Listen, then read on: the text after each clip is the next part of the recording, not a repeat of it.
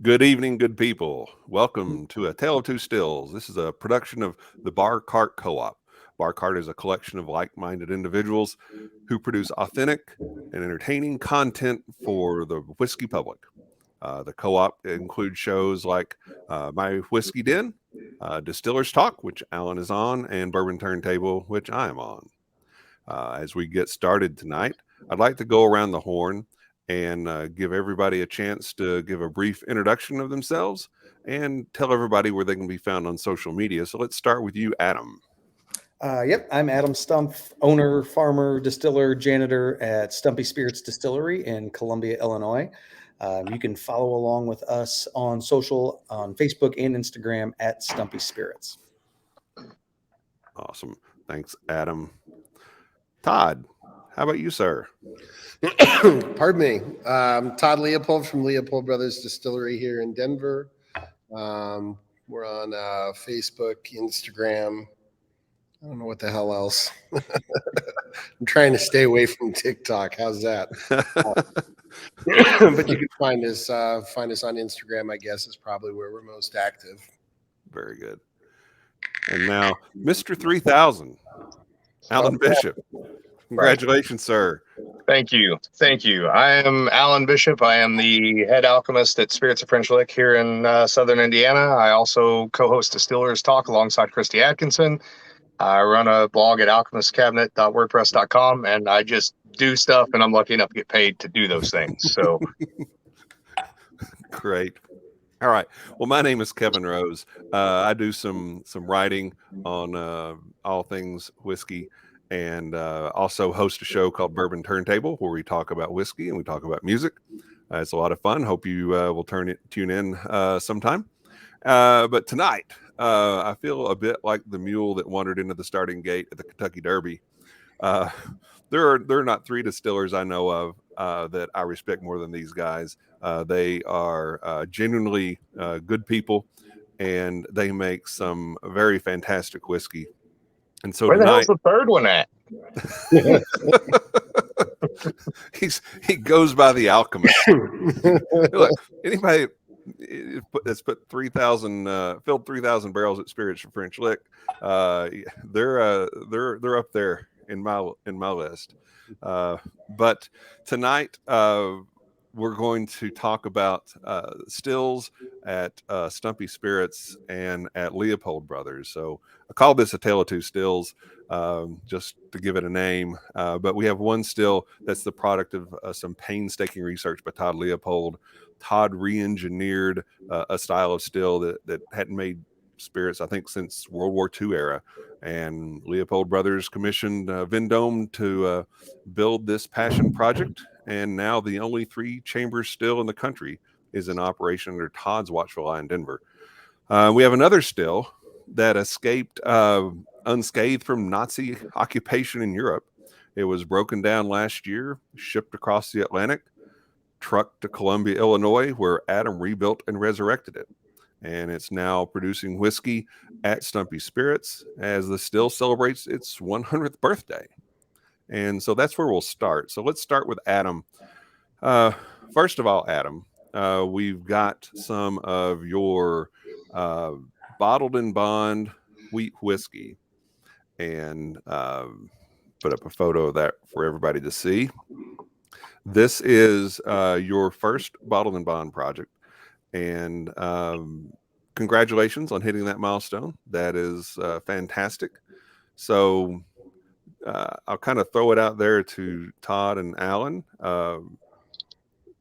First impressions of the wheat whiskey. Smells beautiful. That's my first impression. Thank you. Yeah, wheat's one of those funny grains that kind of gets a bad rap as being lame. What you've got in front of you there is 100% soft red winter wheat. So just really tried to play up what you can all get out of that grain and, different flavor elements in the process. You really, on the nose, you really hit that like baked wheat bread crust sort of thing on the nose, and it's gorgeous. To me, it's hilarious. Like there's, distinct smells that remind you of certain things. I always got our old hammer mill would clog up all the time, and it would get super hot whenever we were milling wheat. And it smelled to me like when we'd open that door up and we'd be digging that hot wheat flour out of the hammer mill. So it's funny you say that. There's some really nice cinnamon notes on the palate I'm getting on too, and really, really nice viscosity to it as well. A lot of mouthfeel. Yeah, I was surprised by the amount of spice that came out of that. The viscosity thing is an interesting comment because we did. So this was a 4-barrel batch for us. 3 of the barrels, we were stupid and it made really expensive whiskey, but we entered the whiskey at 93 proof into the barrel. And then 1 barrel we entered at 120 proof. So, we had to add, a couple drips of water to hit 100 proof, and we were there. So it's, almost barrel proof.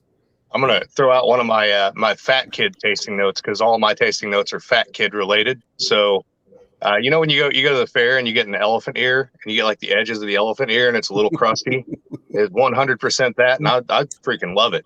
That's funny. Thank you. That is I do offer that as a service, a fat kid tasting note service. if you want that for a bottle sticker. So right. I love it. Fat kid certified. That is really good, man. Thank you. Really? That one, we ran that one off of the that 500-gallon pot still that we had. Excellent. Yep, that was the still that one came off of. I get fig and plum and orange. Yeah, we'll get a kind of an orange marmalade with you. You want to talk about yeast and temperatures and that sort of thing, or? Yeah, that doesn't bother me at all. We're an open book. So we ran this one. I always get orange. So by the way, so like always get that kind of citrusy thing with our wheat. Even our bourbons that have higher wheat contents, it seems to kind of be a consistent thing for us. So this, let's see, what did we do? We mashed this. It was 100% raw wheat, of course. So we used enzymes in it. Mashed it. Generally, we'll do the wheat just right at 155. Gel it, toss all the enzymes in, all that stuff. We fermented these fairly cold with firm solutions yeast. We used one of their strains for this one. I had in my notes. This one we used the 048 strain, which I tend to get some fruitier notes out of. So that's one that I really enjoy. And yeah, this we set this thing at 80 degrees in the 3 barrels were in August and 1 was in October. So our fermenters aren't cooled, so we'll let them free rise. So whenever we set at 80, we'll probably creep up towards about 90 or so that time of year. Yeah, we do this. We do the same. We let them run. Yeah, we ferment quite a bit colder. But to my palate nose, this is really soft. Thank you very much. It's a really nice whiskey. Is this your very first bottled and bond? This is the first bottled and bond we've done. Yes. Congratulations. Yeah, That's absolutely outstanding. Mm-hmm. Wonderful. And I'm going to leave the swearing to Mr. Bishop. I'm really good at it. I know he'll do plenty, so I get to look like the choir boy. Yes. This is really effing good whiskey. Your first bottled and bond, you got to be beaming with pride here. Appreciate that. Thank you. So what was your barreling and maturation situation on this as well, Adam? I really liked distillate when this came off the still, and we started sampling out of this barrel, honestly, at like 3 years ago, really, at Whiskey in the Winter. We kind of took it as our up and coming cool things that we have going on that are different. So we have been laying a bit of this down. We do have some stuff we've got a couple barrels that we pulled back in the reserves that are pushing 5 years now on this. Wow. But we do have inventory built out of 3-year, 2-year, and 1 year. And then we have not made this year's new make yet. I'm going to wait for wheat harvest. Once we bring the wheat in this June, that'll probably be one of the first things we make. And it's all your wheat, correct? Yeah, every kernel of grain we turn into booze comes off of our farm. Yeah, red corn, yellow corn, white corn, wheat, barley, and rye. And anything that we can make from it, we make from it. Is there a strain that you like for your wheat? Out of curiosity. Not particularly on the wheat. Our family's been growing soft red winter wheat forever. So they'll generally use just like Pioneer, that kind of thing. We have gone strain specific on the rye, the malt, or the barley, and the white corn. And I mean, our red corn's Bloody Butcher, so it's kind of by nature strain specific. But yeah, those we have gone strain specific on, and it took us, the rye and the barley were the most challenging. I mean, it really took kind of close to four years on the barley and 5 years on the rye to figure out what performs both well in the field and the distillery. And we've kind of narrowed it down and said, that's what we're going with. That's such a tremendous amount of work. I can't. It's a horrendous amount of work. People get impressed that we're floor malting out here, and I'll admit it's a lot of work. It's a lot of hard work. But come on, farming. I'm more impressed by floor malting. I mean, I've been around combines and tractors, my whole life, but malting, I'm on the other side of the fence where I've been around malting, haven't been around, farming. That's just, I don't know how the hell you do it. I don't know how you go through every harvest, and is it going to rain? Are you going to get a late freeze? Are you going to get that? I don't think my blood pressure can handle that. What I do is stressful enough. I can't imagine adding farming to it. My God. So tip of the hat. People need to hear about this whiskey. I mean, it's amazing that you threw the stuff in the ground, and I just think this is beautiful. I really like this a lot. I do too. Thank you. Yeah. And Adam's been making some great whiskeys for a while now too. So I'm curious what the distribution situation on this one is. Adam, is this distillery only, or are you going distribution to some extent, or? Yeah, I mean, we're going distillery only with this to start out. It's going to be an annual release situation, and I think we are going to be opposite of what most people do, with the fall release. And I think we're probably going to stick with spring releases, specifically for this product. We kind of have our whiskey roadmap built out on what we see over the next 7 years or so, and this is one of the staples that we have in there. So. Really excited to kind of see the first iteration of that finally come to life. I definitely think it should be one of your staples because it's absolutely fantastic, man. There's not a lot of wheat whiskeys out there, really. I mean, very few. We just finished doing a run of wheat whiskey with some midnight wheat malt, and I just did that because I thought, well, there's not that many out there. It's like the one category we're not in, so let's throw some wheat whiskey down. But this is really, really good, man. Thank you. And I think you had a little bit. We tried some of this last time I was there, and it hadn't been in the barrel very long, and it was really good then. Obviously the wheat was very, very forward at that time, but the new make stuff of yours that I've had, even right off the still, has always been top notch, man. You're making some great stuff. Thank you. Yeah, I think that barrel that we tried is actually in this. There were 4 barrels. Kevin knows right where they were sitting. 4 barrels right inside the distillery that kind of lived their life there until a couple weeks ago. I've been tracking I was tracking those for a while, and I had it in my notes when it turned 4. So is that why there's like an Apple AirTag notification on my phone every once in a while? You got to watch Kevin. He'll be figuring out how to hack in your distillery software so he can track them barrels, man. You'll be on there looking. There's going to be an extra little letter that shows who's in the system. He had a wheated bourbon that I got to try out of the barrel, and I kind of harassed him about that for several months before it got put in a bottle. Right. You just find something good and you just want to track it down, so stick with it. Yeah, I'm not a stalker. Okay. I'm not, I'm a whiskey tracker. There has not been a restraining order yet. So one thing that I do think that people would be interested in for sure, and obviously, hopefully we're drawing a slightly different audience for all of us as well this evening, is obviously a little bit of your background as well, Adam. But then the interesting thing is this came off the 500-gallon pot, correct? Yep. Right. And then in between that and what you have now, you had another still, which I thought was absolutely brilliant. It was one of the coolest things I've ever seen.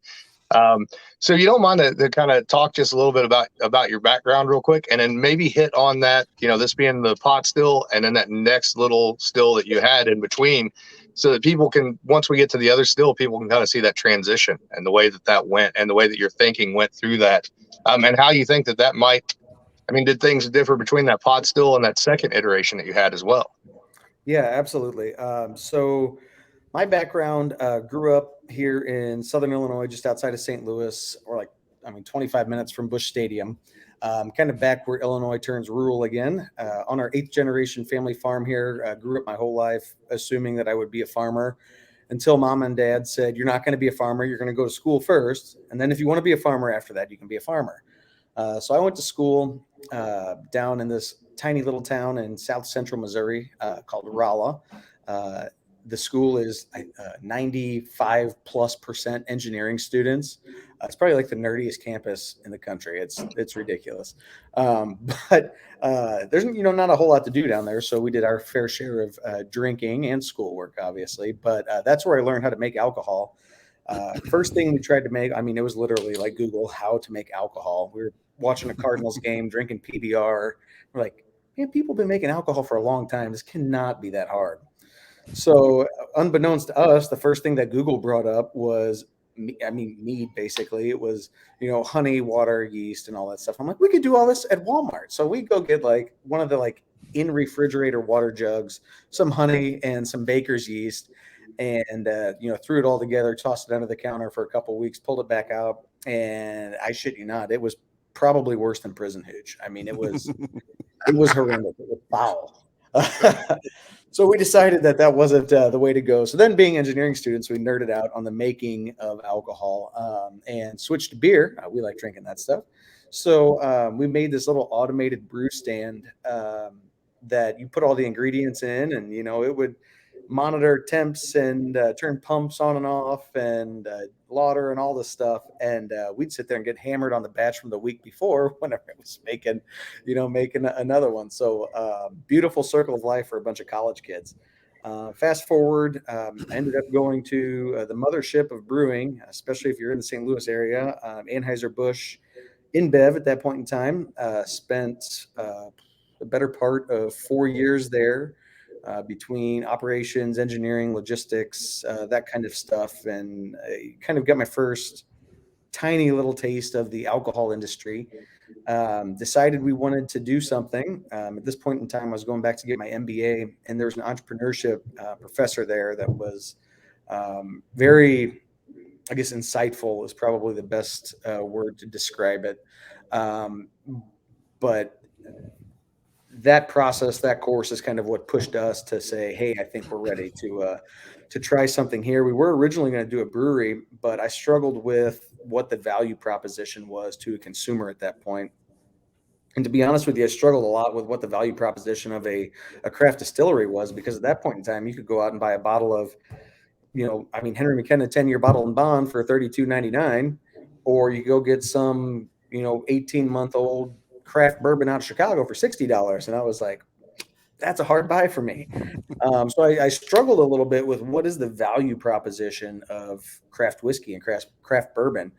So kind of at that point, we decided the value proposition that we're going to provide is we're going to grow every kernel of grain, and we're going to take a Napa Valley approach to making whiskey and try to play up the terroir and put our taste of a region inside of a bottle. So that's kind of what led us to that point.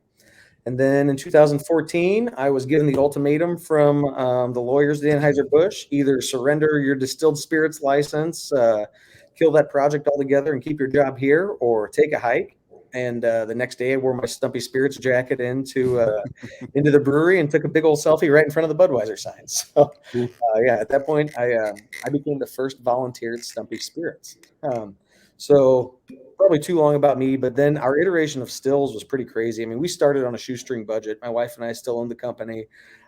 We started with, we mortgaged our lives, wedding rings, cars, everything that we owned, to try to do it. We bought a distillery out of Grand Junction, Colorado, actually. Todd, I don't know if you're familiar with, it was formerly called JF Strothman.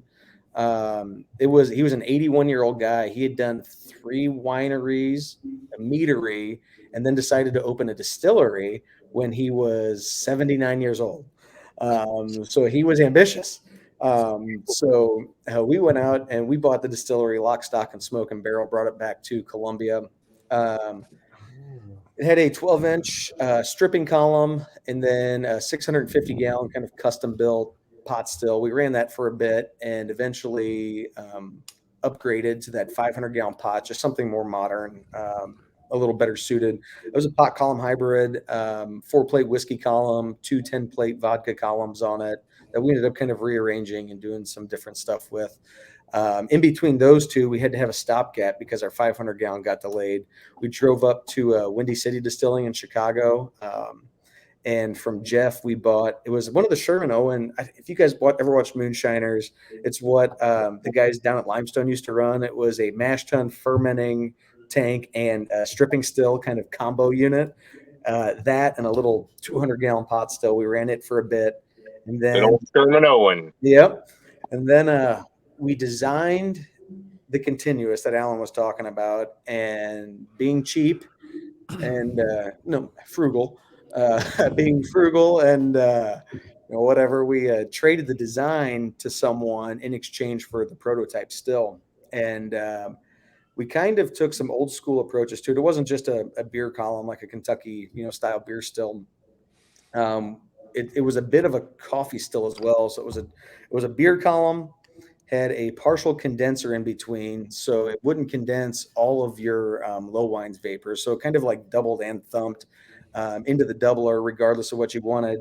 On top of the doubler, there was a big deflator, a 4-plate column with each plate having its own side draw, and then a big deflator on top of that. And basically what you could do is you could fraction cuts on the thing, keep your tails in the doubler, right? You're setting your temperature gradient now in the 4-plate column that you can side draw off of any combination of those 4 plates, 1, 2, 3, 4, all of them, whatever. And then you pull your heads off the top. So it made some really cool whiskey, and it was a super flexible design that we, we're really fortunate to play around with for a bit. This thing, Todd, just so you know, it was the perfect balance of genius and crazy at the same time. And I remember talking to Adam about it, and he's explaining it to me, and I'm trying to see it in my head, and I've seen some pictures of it. And then when I go to his distillery, he lets me walk in and he lets me stare at it for about 10 seconds before he really says anything. He goes, "Well, do you want to try to figure it out, or do you want me to tell you what's happening here?" And I was like, give me at least another 10 seconds to try to put some pieces of this together. But it made some beautiful spirits, and it was a really, really cool design. I mean, that's one thing that you've always had going for you, Adam, is that engineering aspect and being able to do these kind of cool things and think outside the box when it comes to distilling, all the way down to that project and now your new project. And I know, Kevin, we're driving towards that new project here shortly as well. But I'll tell you, as a distiller, looking at the things that you do with the engineering aspect, dude, there's no way I would ever buy a 100-year-old column still from Europe without having some of the Vendome guys hired on the side to be like, please come, because I can't do that, right? And I know that I can't do it. My brain does not work that way. But man, you really next level when it comes to that stuff. Yeah, but before you get into the new still, Adam gave us some new make to try. So if you Adam, Alan, Todd, if you can take a little pour of that while we're getting into this, because Adam, Allen's right. You had a perfectly good still that was making fantastic whiskey.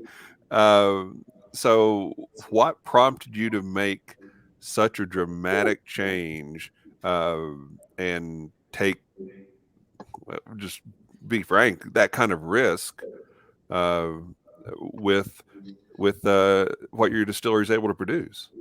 So we were to that point where, we do a fair bit of contract production, non-distilling producers, whatever. And we were to the point where we were either going to add a second shift or bigger equipment. And it would have been more efficient to add a second shift. But, you know, we were kind of, I don't know. I really liked the idea of being able to run everything on a single shift to start. And then if we need to open another shift down the road, that's fine.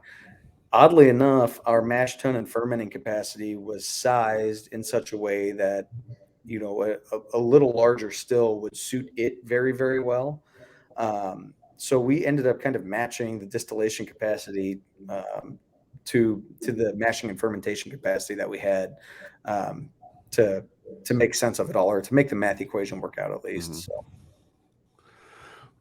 So tell us about how you found this new 100-year-old still. And you know us, right? So I was searching through Google. We were searching for used distillation equipment, and I mean, like you guys know, if it's Vendome and it's used, it probably doesn't exist on the secondary marketplace. So, you know, they come and they go very quickly.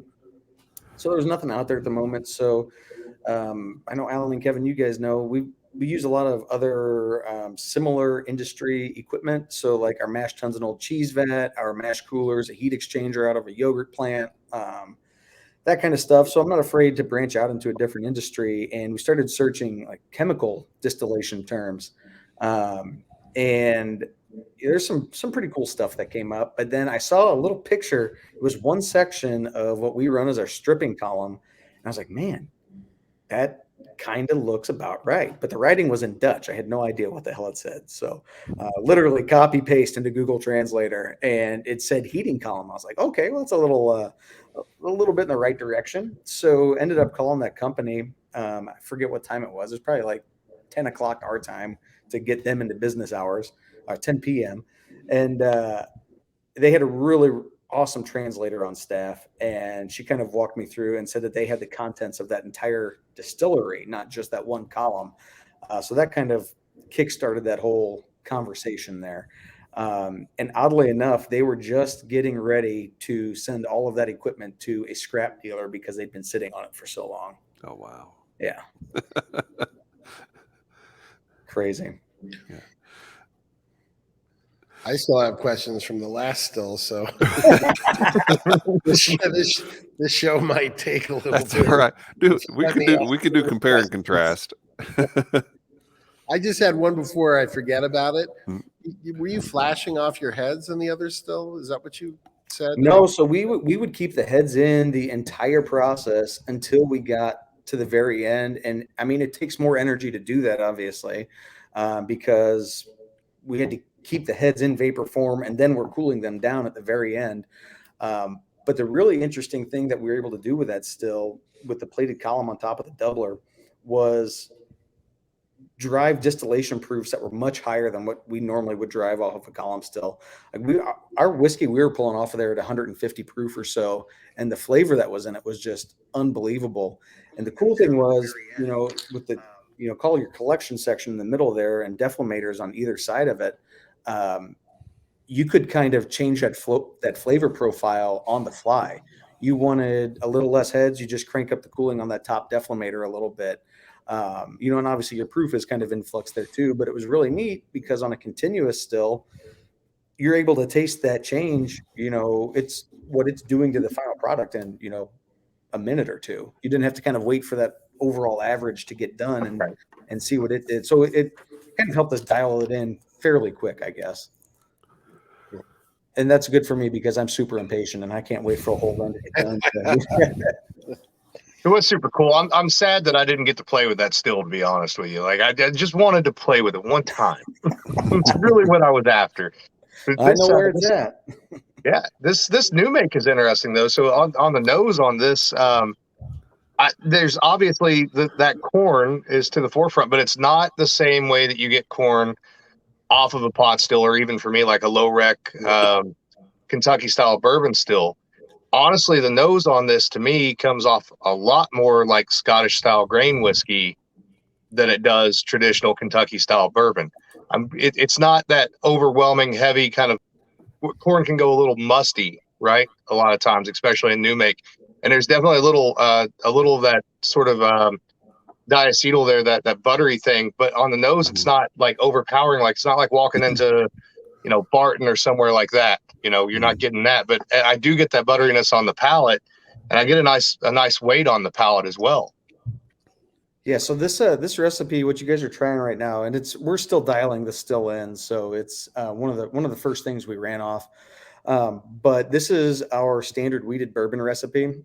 We got it out of this book right here from 1937, and it was the premier bourbon whiskey recipe of the day. It's 60% corn. We've chosen to use white corn for our standard. It is 25% wheat and 15% malt. Nice. Yep. Fermentation? Pretty similar situation. On this one, we ran 927 yeast. And again, this was done. We set this one at 85. This was just done, I guess, back in January or so. Okay. And we did on this batch, we did something a little different. We did keep the agitator on. We have side entry agitators into the bottom of the fermenters. And, yeah, we kept it on super slow.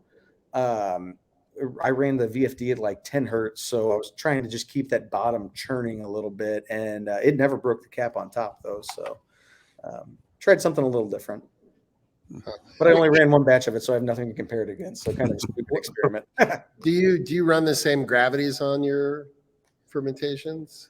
For the most part, yeah. Generally, I mean, we usually finish at 1 pretty well all the time, or 0 bricks, and it's usually right at an 8% beer. We've been slowly stepping it up just to see what we can get away with in the still, but the still doesn't have sieve plates. It's got huge bowl caps in the stripping section, so we've got to be careful. Gotcha. Interesting. Yeah, so you haven't changed your specific gravity since the pot still to now, as it stayed relatively. The pot still we would run a heavier beer for sure. Gotcha. I mean, we could get away with a much thicker mash. We're running about 30 beer gallons right now off the column. The pot still we'd usually be like 25, 26 beer gallons or so. So we'd run a pretty thick mash for that stuff. It was interesting you mentioned agitating the mash as well, because it doesn't seem to be a whole lot of people doing that. We have one fermenter that we do that with occasionally. And I'm curious if any observations just and differences between what you're used to doing and doing that, because I know for us, and even without breaking the cap, basically it just speeds up our fermentation by about a day. Yep. You can shave a day off.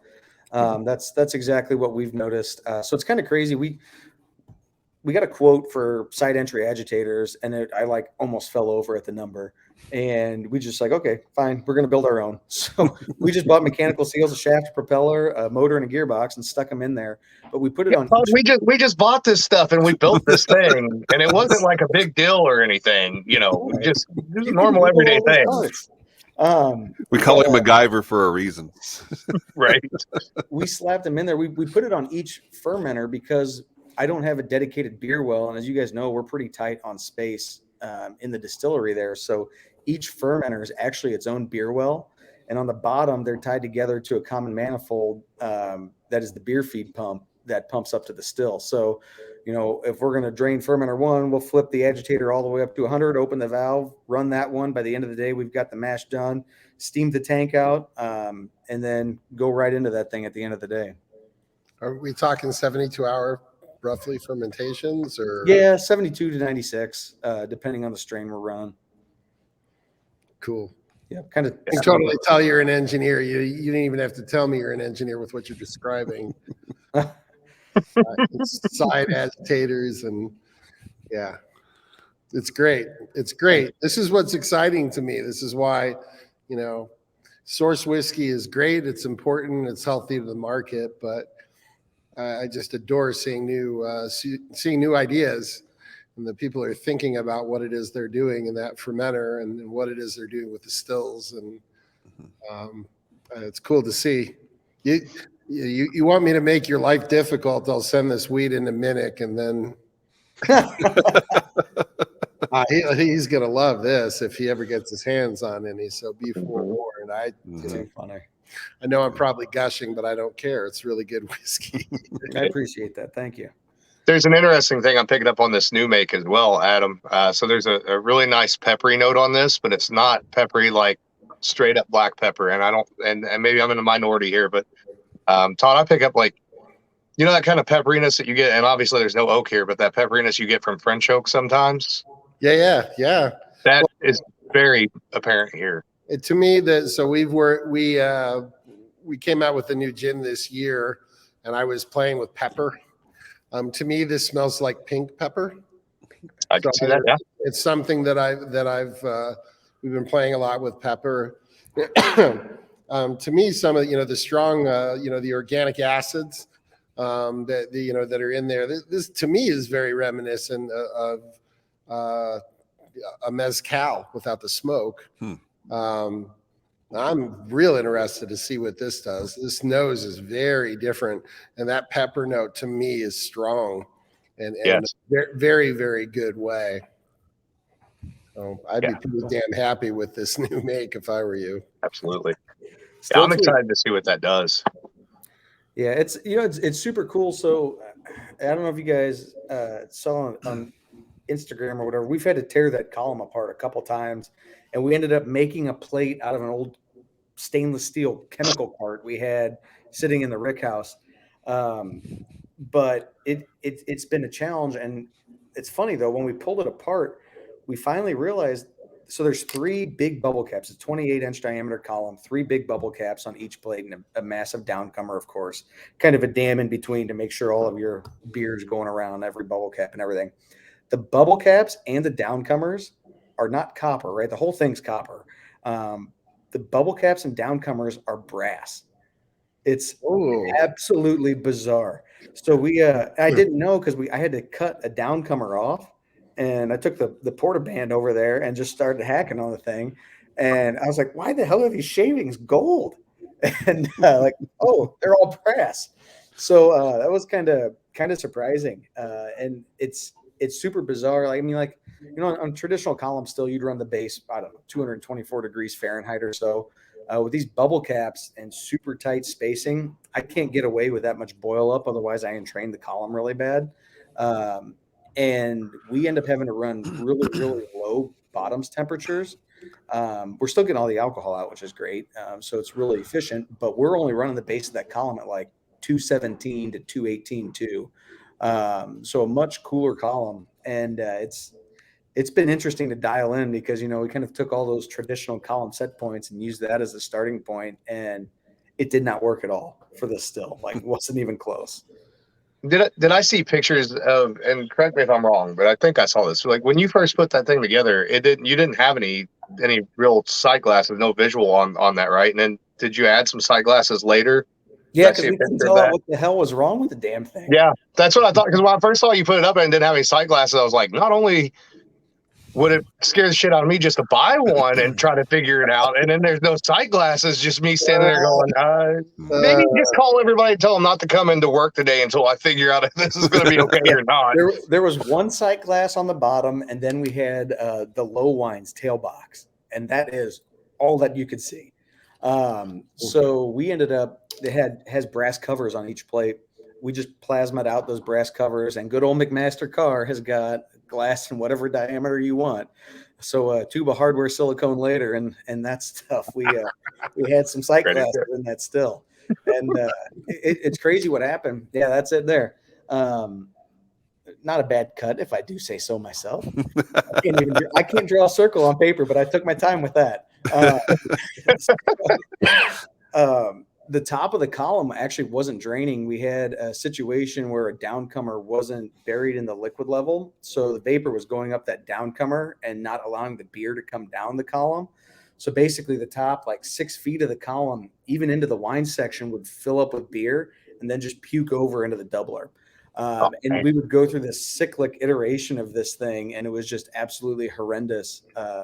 Until we cut those sight glasses in, and we very clearly saw, oh shit, that's full and that's not. There's something going on here. Working right. Yeah. I'm curious on those bubble caps, Adam. And I think I've seen pictures of them. I'm pretty sure I have, because I followed what you guys were doing pretty closely when that was going on. Now, were those like standard looking bubble caps, or were those like the spider caps or mushroom caps or something in particular? I've probably got a pretty recent picture here. They were like, so there's two columns actually right here. You can kind of see. So, Okay. can you see that thing? Yep. So yeah, they're these just massive. That's the plate we made. They've kind of got these like little serrations in the bottom of them, but they're not like the Koval, not Koval, Kota ones where they've got like the ripples in them or whatever. They've just kind of got these little syrups like cut out of them. So yeah, they were black and crusty and all get out, and citric acid never even cleaned them up, and then lo and behold, there's brass under there. Yeah. Wow. So what is the provenance of this still, by the way, Adam? And I know, I talked to you whenever you were first getting the still and everything, and geeking out about it with you, I think. But I know people are going to want to know. People like those stories. They want to know those backgrounds and where it came from, what it was used for, what it was doing, who ran it, what was it making. So what we're running now as the still is, it was two of their stills. It was the 28-inch column with a wine section on top that they ran what they called corn wine off of, which is basically grain whiskey. Not necessarily just corn, just grain. And then an 850-gallon copper pot. And we smashed them together. The pot's obviously the doubler now, and we've got the stripping column. We actually have a second column that's sitting in storage right now. It's another 28-inch column that we're not running at the moment. A little bit newer, but there's another really cool still that's in there that we're still integrating into the process. It is an old school barbette still, made in Clermont-Ferrand, France. Super, super cool. And we're kind of integrating that into our vodka and gin process. But anyway, to get to your question, like bourbon is to the United States, Scotch is to Scotland, Genever is to Belgium. And this came out of a grain Genever distillery, one of the last operating ones. Probably like best known brand would be like Fillier's, probably, I would think. Very kind of similar setup to them. Originally, all of this equipment was built in 1922. So celebrating its 100th year this year. Ran by a single family from 1922 all the way up till 2000, right around 2000. Sold to another gentleman. He ran it to 2004, and it was idle ever since. We're fortunate enough in St. Louis to have one of the world's gin experts, really.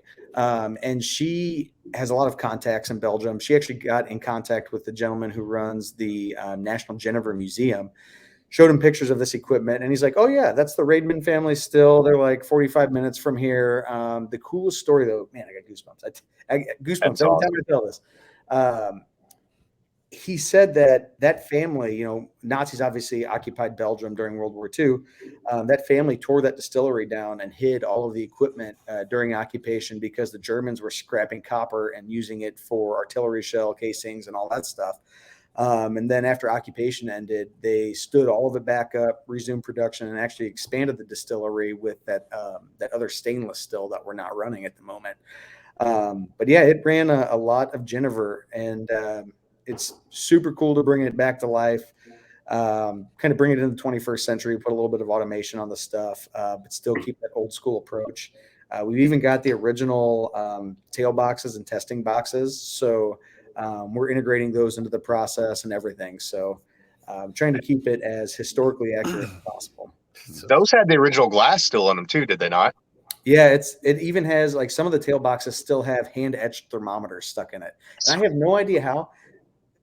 It's shipped that way. They pulled it off the floor and stuck it in a container that way. And it went from central Belgium to Antwerp by truck, loaded on a boat, made a pit stop in France, Liverpool, New York City, Norfolk, Virginia, loaded on a train, sent to Chicago, and then trucked down to Columbia, Illinois. And somehow it didn't break. Bizarre. It survived I-255, and I have no idea how. So I have so many questions. I should probably keep them to myself. That's why we're here. Just a couple, if that's all right. Yeah. So can you tell me about your steam? What pressure are you running into this thing? And is it clean steam, or do you have a steam generator for it, or how's? So we run live steam into the base through a sparger. We run low pressure steam, and we run chemicals, all food grade chemicals in the boiler, and then we just go through a regular old steam filter. We don't have a separate steam generator or anything like that. Cool. And so you're running it around 4 or 5 psi, something like that, entering? Yeah, that's probably what about like 217 comes out to, I think. Yeah. Okay. I could easily turn this into a 5-hour long conversation. And now, happily, COVID's about over. It sounds like I need to do some traveling here. I know I need to see what the hell Adam's Alan is up to. But it sounds like this is just fascinating. This is just utterly fascinating.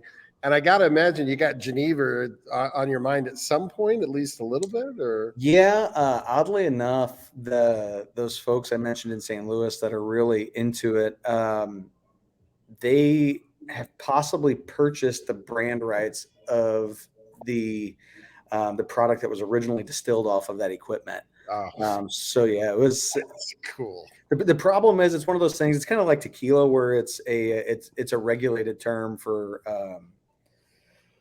for at least the folks in Belgium. They want to be international with the thing, so they're having to really cross their T's and dot their I's with how they go about that process. Yeah. What Cool. What about the original family? Have you been able to talk to any of them, or I haven't gotten in contact. Yeah, I haven't gotten in contact with them, unfortunately. I did get in contact with the gentleman that ran the distillery before, it went bankrupt. It did go bankrupt, so he was a little bit sour about the situation, as you can imagine. Right. But he was fairly insightful, and able. Really, the thing that helped the most was he provided a bunch of pictures, which, I mean, not really a huge deal for the stripping column on a doubler, but that barbette still is set up with fusel oil draws, a decanter, recycling, just all kinds of crazy stuff. So super helpful. All the fun bells and whistles. Yeah, right. Wow. Have to put in an analyzer panel. Yeah. Go completely old school. Go buy all that extra room from MGP that they don't use anymore because they don't have an engineer that can run that stuff anymore. Yeah, except ours won't have all that really nice panel with all the nice straight lines and all that stuff. I'd have painted to be like dry erase marker on the white tin wall and a light. You gotta have the old needle graphs that go around in the circle. That's where it's at right there. Yeah. That is a label in the making, is what that is. I love it. Let's see. I think. Kevin. Go ahead. Give me just a second. I got to check something real quick. Sure. Now I did add a couple of drops of water to this new make, and it kind of brought out some cocoa notes in the nose. Interesting. And we did knock it down to our entry proof, which is 110 plus or minus. It's 110 within reason. How's that? It's like I don't know if you remember, like the old cans of Hershey's cocoa that you would spoon out and put into milk. Oh yeah, it's kind of like you pop the top on that and smell that. That's a note I get off of this. It's pretty incredible. So this is kind of fun because I'm not getting used to getting questions and live time. Kevin, you'll enjoy this. So Steve Bayshore is watching this evening from Mount Vernon, and he asked if he could ask a couple questions. So I'm waiting on him to get back with me, and when we have those questions, we'll jump into that as well. So sounds good. Sounds awesome. Good. Very cool. Yeah, I can't wait to get up there and see this thing run, man. I'm super excited, and not only from a practical perspective, adding those sight glasses, but sight glasses are just cool. The more you can see, the cooler it is for everybody. It doesn't matter. We're all three distillers. It doesn't matter how many times you see water boil. It never boils the same way twice, right? You got to really. Yeah. Kevin and I were talking about this in front of the still. I think, Kevin, you commented, it's like a Yule log almost. You just sit there and just watch the thing go all day long. Yeah. I had a funny moment the other day. I was boiling down some maple sap, and I thought, man, this is like way too much like what I do for a living, but without any like discernible talent behind it. And I was like, I think that's why I'm enjoying doing this, because I don't have to think about it too much. So I'm going to check here. I think Steve sent me some questions. Can you guys still hear me? Yes. All right. So for Stumpy, what white corn are you using on that, by the way? We've run Hickory King, Hickory Cane. We've switched to a DeKalb hybrid now, just for repeatability purposes. And unfortunately, the way the farm's set up, we can't dry the white corn because they will they leave yellow corn kind of in the drying bin, the wet holding bin, so I can't like mix it in and all that stuff. Oh, one sec. She's gonna have a come apart. Can you say goodnight? Good night, Charlie. Love you, baby. Good night. She's a three-nager, so pardon the cries in the background. Yeah, so we run a DeKalb White. It's funny. It's actually the same corn that Frito-Lay uses for Fritos. But it runs really, really well as whiskey. We've been super, super pleased with it. And the reason we switched to the hybrid was really because the drying issue. So what that means is we would have to let the corn dry in the field, and those stalks grow like 14 feet tall. And it would take us all day to harvest a little bit, which isn't a bad thing, spending extra time doing it, like totally okay with doing that. But a lot of those stalks would go down. And as you pull those into the machine, you're also pulling the roots of the plant into the machine, along with a lot of dirt and that type of stuff. So we started to get a little concerned about quality. We've got a big 3-fan, 3-screen cleaner that we run everything through before we mill it. And we still even had like the heavies, like some like gravelly components, depending on which field we had it in, would even come through after that. So we're like, you know what, for quality's sake, we probably need to move to a hybrid solution. So the only heirloom variety we're running anymore is Bloody Butcher. Yeah, that's one of those things that a lot of people it doesn't even register with them because they've never been around a lot of those varietals. But we ran into that even with Amanda Palmer, where I'd done a lot of back crossing in the Boone County White, right? And you can imagine what that was like. You know, you're talking disparate corn varieties come together in the hybrid vigor. And then so Boone County White as it is, you know, like you said, 14, 15 feet tall. And then, you know, you're getting the root, you're getting, you know, tangling up the combine. And, you know, a lot of times the ear gets knocked down and you knock half the seeds off the ear anyways. And so I had to do a lot of back crossing to get rid of that. And we're still kind of struggling with it. The other thing that Steve said, and he'd probably be the guy to find out, is on the Genevieve, and obviously Todd knows this, Steve being a miller, you know, you look into doing a windmill to grind the grain for your Genevieve. So that would be super cool. I do like that idea. We run a you have to build a windmill now. It's a thing. No, I got to find somebody to do that. He'll build a windmill out of a used tent and a couple of flagpoles, I think. Look, we're running a grain mill from like the late 1800s. That is that's gotta be good enough, right? It runs on a flat belt. Come on, we're close-ish. You're damn close on all that stuff. Yeah, like I said, you got all the cool agrarian tools there, man. That seed cleaner still boggles me. You and Caleb up at Sugar Creek, both of you. You got all the cool stuff. Can't run dirty grain. So Steve also says got to get you guys out to Mount Vernon at some point too. So absolutely. I don't want to be the one responsible for doing it wrong and burning the place down. There's just so many other distillers have made it through without blowing anything up. I don't want to be the guy to ruin it. I'm pretty sure you'll be okay. I hope so. Well, this stuff's it's fascinating to you know, listen to the choices that you have to deal with in the farming to dictate what your final whiskey is going to be.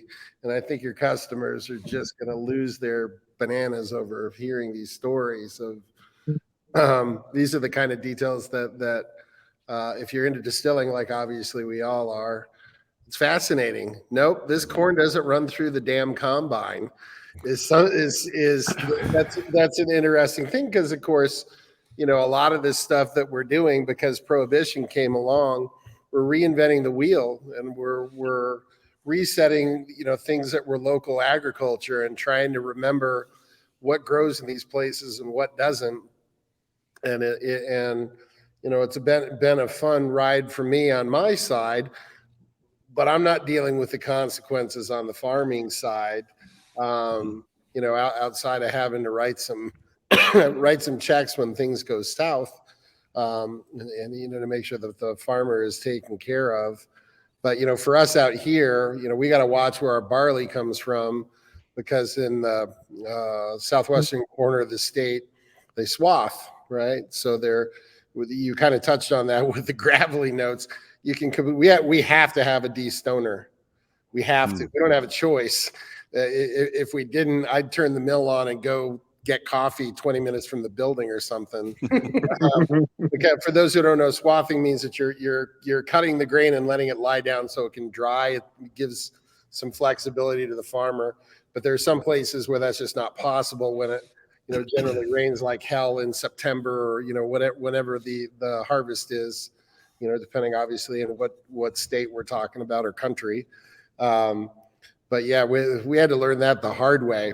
The first malt house, we would pick through it by hand, and we'd pick through it in the steep tank, because the destoner that we had was a piece of shit. It wasn't doing the job that it needed to do.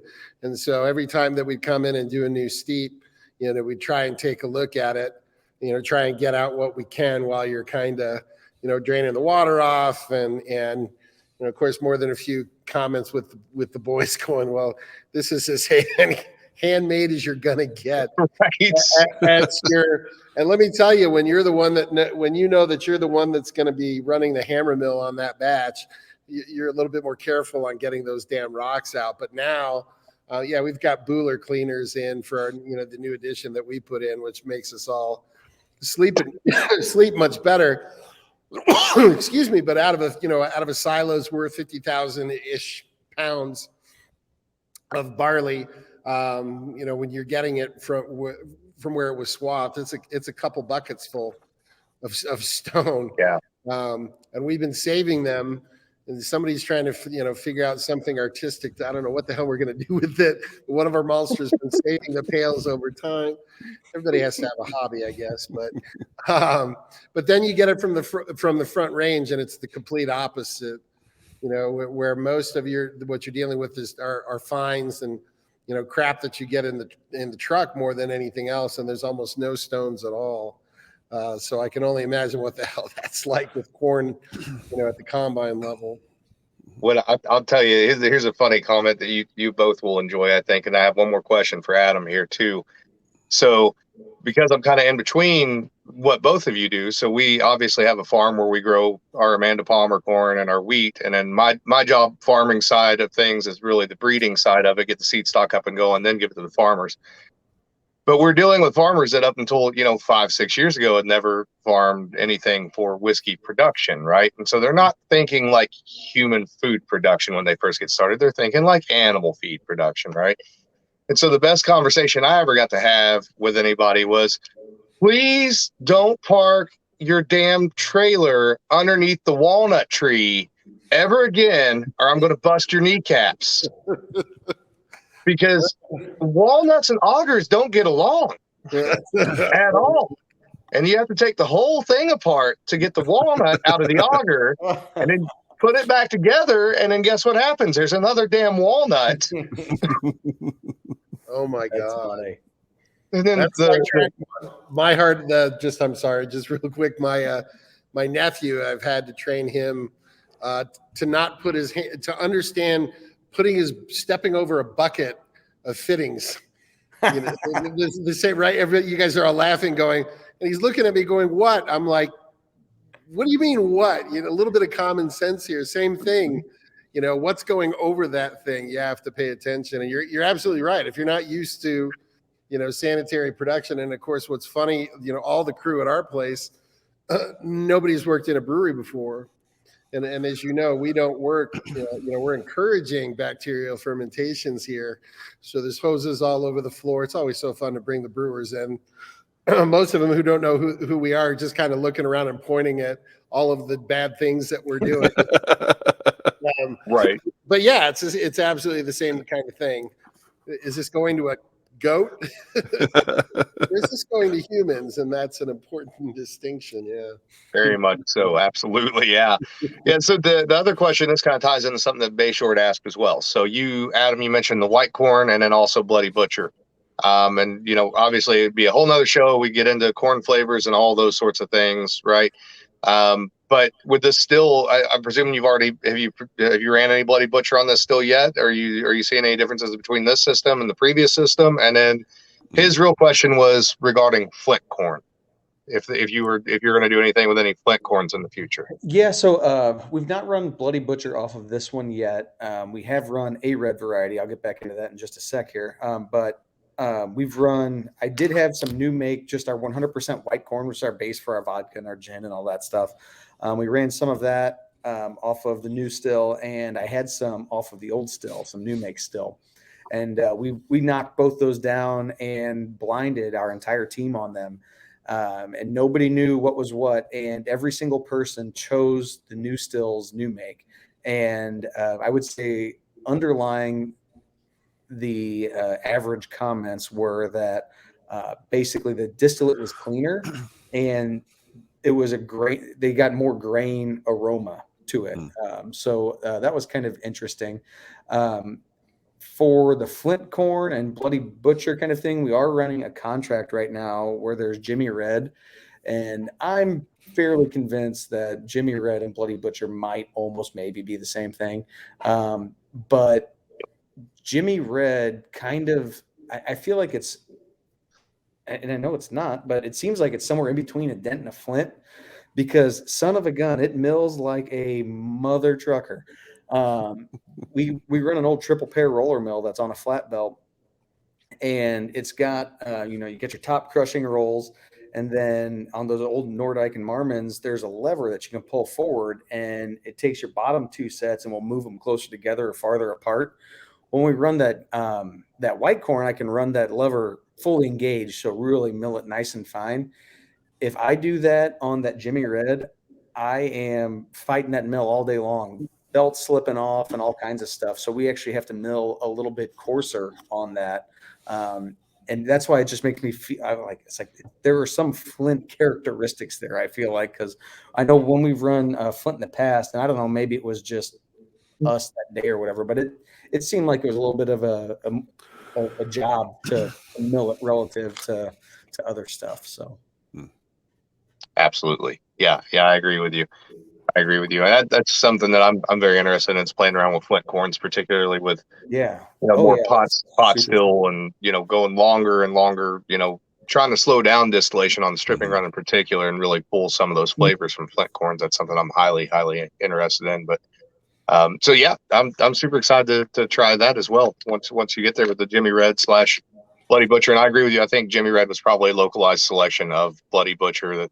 It's probably got some outcross genetics in it, but it was selected over time for that one area, and that was a pretty common thing. So, I'll let Kevin steer again. I apologize, buddy. No. This is what we're supposed to be doing here. You guys are doing exactly what I'd hoped you would.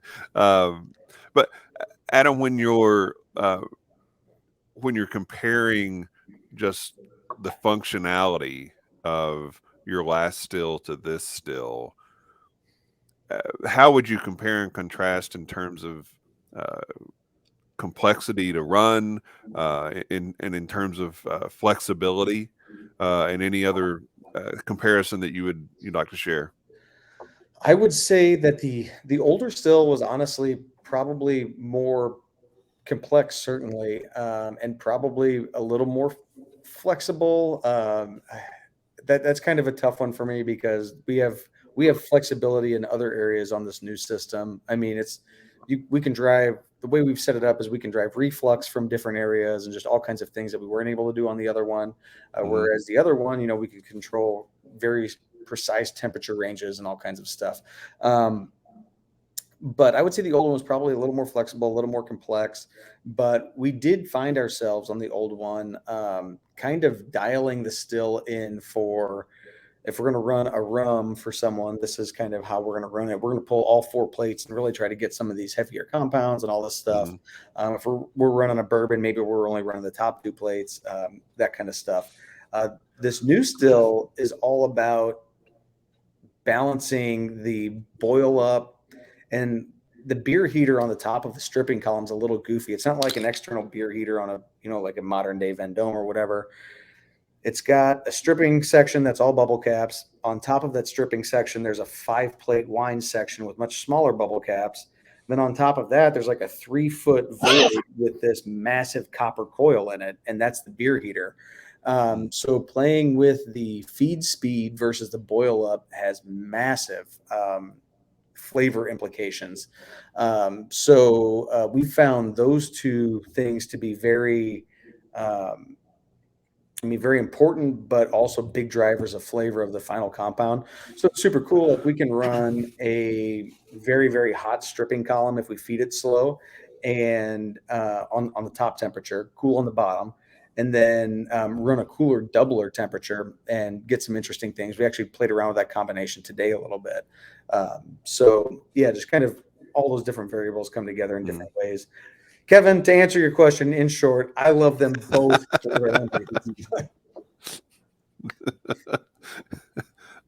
Well, you've got 2 daughters, so I understand how you can't really pick one over the other. So yep. Okay. Any other questions right now for Adam on either the wheat whiskey or the new still or anything along those lines? We can switch back to this later, or we can move on to talking about Todd and the 3-chamber. Let's talk about Todd's cool shit. Okay. Well, all right. You guys should have a sample of the 3-chamber rye. It is the holiday edition of the 3-chamber rye, which would be the second release, I believe.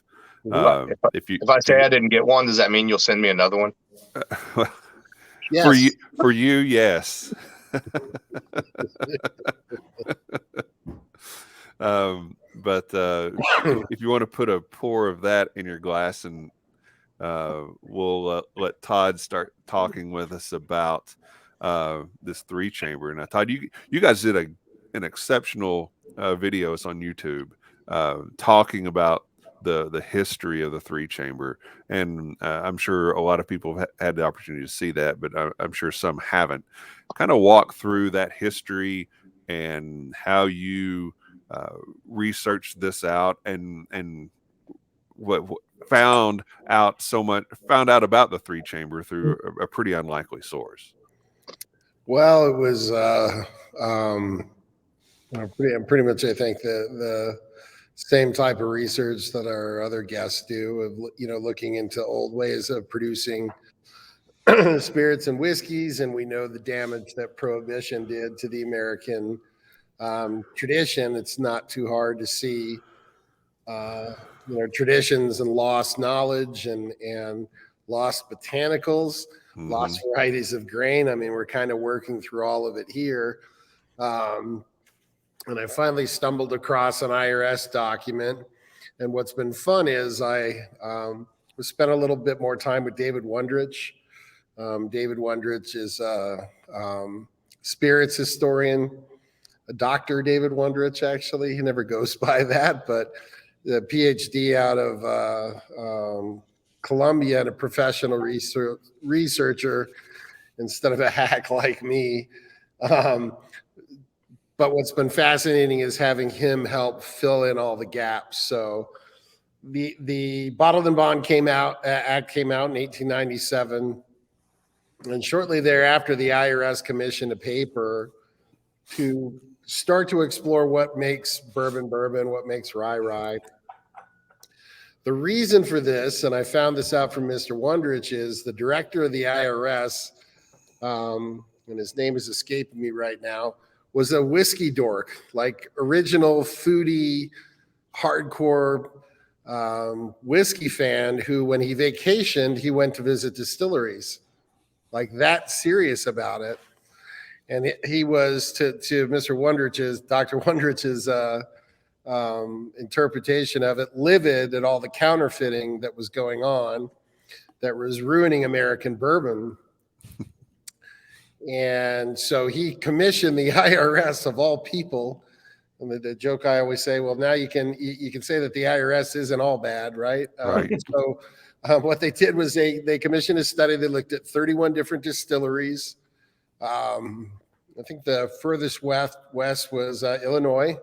Um, and they about half made rye, about half made bourbon, and they broke down some simple things like what were the mash bills, what was the entry proof, was the warehouse heated, what was the average temperature, what were the size of the stills, excuse me, and the type of still.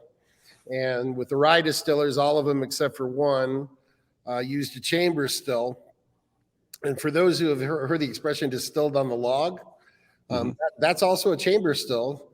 It's just not a 3-chamber still. That's all.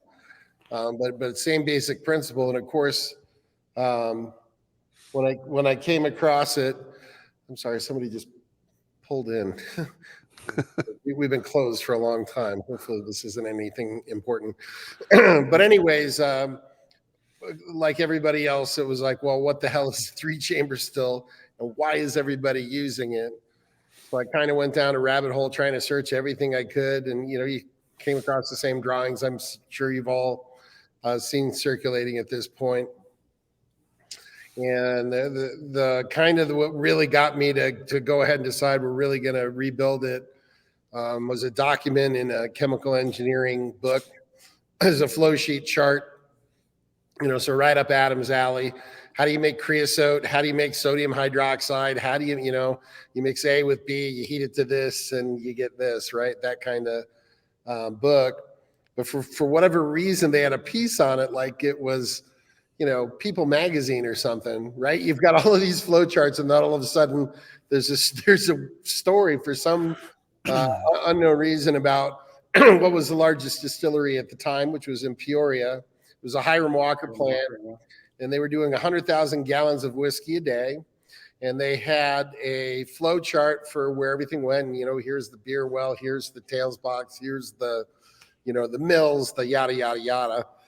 They had two column stills and a 3-chamber still. And those who've had to suffer through my YouTube know the rest of this. It doesn't really make any sense to have a chamber still if you've already got column stills. Column stills, for those who don't know, the general design parameter for a beer stripper, your typical Kentucky beer stripper. And let me say before I start getting into this, so I don't get notes from young distillers like I have in the past. And it's my sister. What the heck are you guys doing here? I have to step away for 30 seconds here. But anyway, oh God, I completely lost my train of thought now. I'll come back here. It's all right. I saw Adam when you said Peoria. I saw Adam's, like, his eyebrows went up, and he was sitting there thinking, you know what? I got a TIG welder and some copper in the garage. That's right. I get off here. I just remembered where I was. Thank you. So I actually went up to the archives, by the way, at Bradley University. They have all the leftover stuff from Seagram's, and they had pictures of everything imaginable. Just so cool. Massive, massive plant, obviously. But I could not find one single damn picture. They took pictures of everything but the chamber still. But anyways, the design parameters and the caveat I was about to give, all the temperatures and everything that I throw out is a whole lot of it depends. Every distiller runs the thing differently. So don't hold me to every little word I say here tonight. I'm generalizing to make it so this isn't an 8-hour-long conversation with a whole lot of except for. But generally speaking, a beer stripper, it's designed from entry into the side of the column down as stillage is 90 seconds. That's the general design that you're looking for it to flow and zigzag down through the downcomer is 90 seconds. So you can imagine, and the bigger the diameter is, the more of that mash, obviously, you can process per hour. So a column still is really designed to just make 100,000 gallons a day. And we just had in some folks who were coming in. I was trying to help them wrap their head around it. And he was a Diageo salesperson, and he had been in a Vendome when they had Bulleit's new column, which I'm sure is, makes 80 million gallons every 3 seconds or whatever the heck it is, right? And I pointed out to him that if you look at how much column, because you can see the whole thing, it's on the floor, the amount of column to make copper that you need to make that column versus our chamber still, that one can probably do 200 barrels easy in a 24-hour period. I don't know the exact diameter of it. But for us, it's 2 barrels a day with the same amount of copper. So when I'm looking at this drawing in that Hiram Walker plant, there's no reason to do that. It's the least inefficient still that you can really run. So of course you ask yourself, well, then why the hell did they put it in? And it came across more discussions of explaining it as heavy-bodied whiskey and really focusing on extracting oils out. And when you look at the design with the 3 chambers, that bottom chamber is running starting at about 220 degrees, but unlike there you go. If you're looking down at chamber number 3, that'll start at about 220 degrees, and the run for that mash isn't 90 seconds; it's about 30 minutes. So it's a lot more time at a lot higher temperature, and what it's going to wind up doing is extracting an awful lot of oil out of that bottom chamber. The easiest way to kind of describe how this works is, and I'll go as quick as I can so I'm not taking up this whole discussion. An easy way to think of it is if you look at that, those are 4 chambers, but the top one's just a preheater, similar to what Adam was talking about.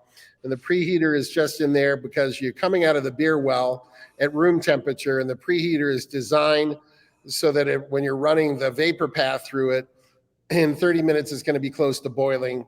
So when it's ready to introduce into chamber 1, it's all set and ready to go. But the easiest way to explain this is, let's say I just took my head, heart, and tail cut, right? So you got your new make whiskey in there and the spirit coming out of the spirit safe. We're going to shut the steam off. We're going to take the mash that's sitting in chamber number 3 out because it doesn't have any alcohol anymore.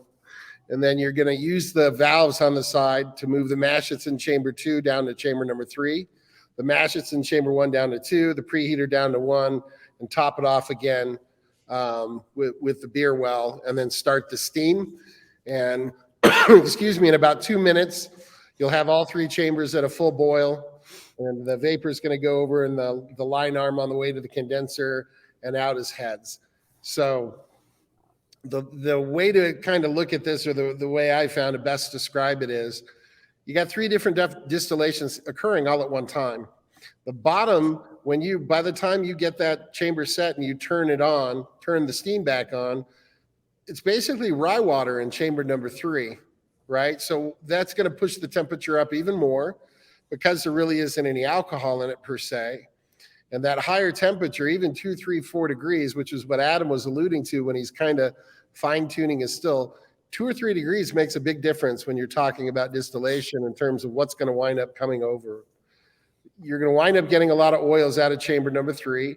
Chamber number 2 maybe has about half of the alcohol concentration that it did at the start. We do 5 and 6% alcohol mashes here, by the way, so quite low. And again, that goes back to how things were done back in the day. There's a number of reasons that I do that, but people could ask questions later. And then chamber number 1, of course, the mash that's in there has the full alcoholic strength. So what winds up happening is the distillate that comes off of chamber, so if you could rip off chamber number 2 and 1 and go straight to the condenser, it's basically operating like a water still. It's just like as if it's the same way that lavender oil is made or rose oil is made, right? Where you've got live steam coming in and it's pulling oils out of what you put in that pot. And in this case, it's rye and malt water, basically. But when that comes off, it's going to be at a very low alcoholic strength, and you're going to have these beautiful top notes and fragrances and lavender and chamomile and all of these fragrances, but it's going to be relatively unstable. Of course, it's not set aside in that way. What's that going to do? It's going to bubble up through chamber number 2, and it's going to strengthen it with alcohol and help stabilize those top notes. And then it's going to happen one last time as it runs through chamber number 1. So the long and the short of it is this still is just designed to pull a maximum amount of oil that you can get out of that rye and malted barley mash. And so you get these beautiful, wonderful top notes that would normally remain hidden to some extent, at least, if you're using a pot distillation or a column. And that's my trying not to bore everybody to tears explanation. You're not going to bore anybody to tears with the 3-chamber, I guarantee it, Todd. But No. Well, so many questions. Yeah, I'll throw out a couple. Well, one thing real quick. So the just to finish off what you have in your glass, So we had a few barrels that are in there that are 5 years old. So it's got a bit more age on it. To me, it's got a bit more fruit than the original release does. I get a lot more plum, fig, pear, peach, orange, that sort of thing. Our barrel entry proof is at 50%. So that paper that I told you about from the IRS, 100 proof was the American standard, full stop. There is no getting around that. That's what everybody was using. I think in that paper out of 31 distilleries, I think the highest was 101 proof or something, but almost everybody was putting it down at 100. So in our dunnage warehouse for 4 to 5 years, it's kind of a blend of both. Unfiltered, we don't dump our barrels. We just decant the whiskey off, I think, like a brewer. So I never understood dumping and then filtering it out later. I just don't want to do that. And our entry proof is at 50%, and the proof doesn't move in our warehouse for reasons that I'm not smart enough to explain. But that's what happens. And so this is actually cask strength. So this is drawn straight out of the barrel, straight into the bottle, and that's it pretty much. So on this one, I get a lot of, you mentioned the fruit characteristics. So the first thing I thought of when I smelled this version of it was like fruitcake, not like trash fruitcake you send your great aunt, but good fruitcake, right? And almost a little like bread pudding character as well. Yeah. And then that lavender note to me on this one leans a little bit more in like the, and I don't know how many people would be familiar with this, but kind of the lavender direction. So a little more almost punchy, or a little more medicinal as opposed to just straight up like potpourri sort of lavender, right? Which I find really, really nice. It's a little tamed down from the previous one on that note, but in a good way. It's more complex. There's more to kind of dive into there. Right. And the one thing that I get off of all your whiskeys always, Todd, is the malt. Like you're one of those distillers that you can tell that you have a brewing background, because you can pick up on that malt always in your whiskeys, and it's always just a gorgeous, nice, sweet backbone to everything. Thank you. Yeah, it's you know, you and I have had many conversations about this, but you know, that's why you keep coming across that 20% malt in those days. Mm-hmm. And I think more than anything, it was, you know, the practicality of where the hell are we going to get malt if we're a small distillery and there's a brewery down the road. And the brewery doesn't have distiller's malt. The brewery has pale malt. And for those who don't know, the pale malt, the difference between distillery and pale malt in a 20-second nutshell, where I'm going to skip a bunch of stuff. It's kilned at much higher temperatures. So especially back in those days, 190 degrees and 200 wasn't uncommon to make pale malt. And when you use those higher temperatures, it denatures enzymes. So I'm going to throw numbers out here because why the hell not? We're this far down the rabbit hole. The ability and the content of enzymes, and it's not all enzymes, it's a aggregate of certain enzymes. It's called diastatic power. And most distillers' malt are going to be in the 225 to 250 range. If you make a 100% malt beer, the conversion that you're looking for to be safe, to make sure you have enough enzymes, convert the starches into sugars, is 70 DP, just to let you know. Most malts these days, even when we're talking pale malt, you usually see 140, 120 to 140. Some of the small, you mentioned Caleb, some of the smaller maltsters that are having a bit more fun with the temperatures, and that includes us, is usually somewhere between 80 and 100. And the reason for that is we're applying more heat in the kiln because we want more interesting flavors. And you can't get more interesting flavors without driving a bit more heat into it. And driving that heat sometimes when there's still more moisture than you would do if you're making a pale malt, according to Hoyle. And just like everything else, malt has completely changed over the last 100 years, particularly in America because of the lager revolution. And by that, I mean adjunct lager, where color is everything. They want it as close to, they want lighter colors. So there's absolutely nothing wrong with that. But in order to drive those lighter colors, you have to use less temperature in the kiln. And that's going to wind up driving less flavor into it in terms of getting crackers and biscuity notes and that kind of thing into the malt. But you also wind up leaving a beautiful grassy note that I personally really enjoy, particularly with Coors Banquet beer. They're usually finishing off their kiln, and I don't know this from talking to them because I'm not rude enough to ask what they run their kilns at, even though they're right down the road and we work with them all the time. But they're probably kilning off at around 175, if I had to guess, something like that. But lower temperatures. So anyways, think about what that means when we're talking about tasting some of these old whiskeys that people come across. If you're not using distiller's malt and you're using this pale malt that's kilned at a much higher temperatures, you're going to get a lot more of the notes that Alan is recognizing in the whiskeys that we make. That's why all these things are such a moving target. And I always get such a chuckle about people really obsessing over, okay, what's your grist recipe? And right. The more you get in the industry, you're realizing that, it's not a very helpful question, particularly now that people are having a lot more, or experimenting more with different kind. What difference does it make if the rye is completely different, from the modern rye? Who the hell cares where it's 20 or 30 or 40 that number doesn't mean anything. And then of course it's the same thing when we're talking about using malt. Is the distiller adding enzymes? And again, there's nothing wrong with that. Or are they looking for the malt to drive a bit more of that conversion? So we're mashing 100% naturally at our place. And, believe it or not, it's 80% rye and 20% floor malt that we're making on site.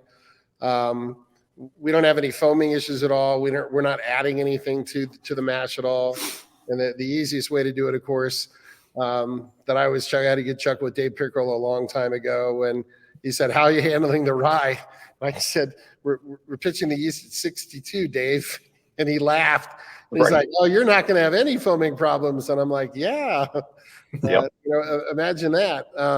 But it's part and parcel with how we distill at our place anyway. So for us, it's 72 hours into the primary fermentation, and then we're letting it sit for another 4 days, 3 or 4 days, depending on what we're doing, to allow the lactobacillus that's on that floor malt that we make to start to work on that mash.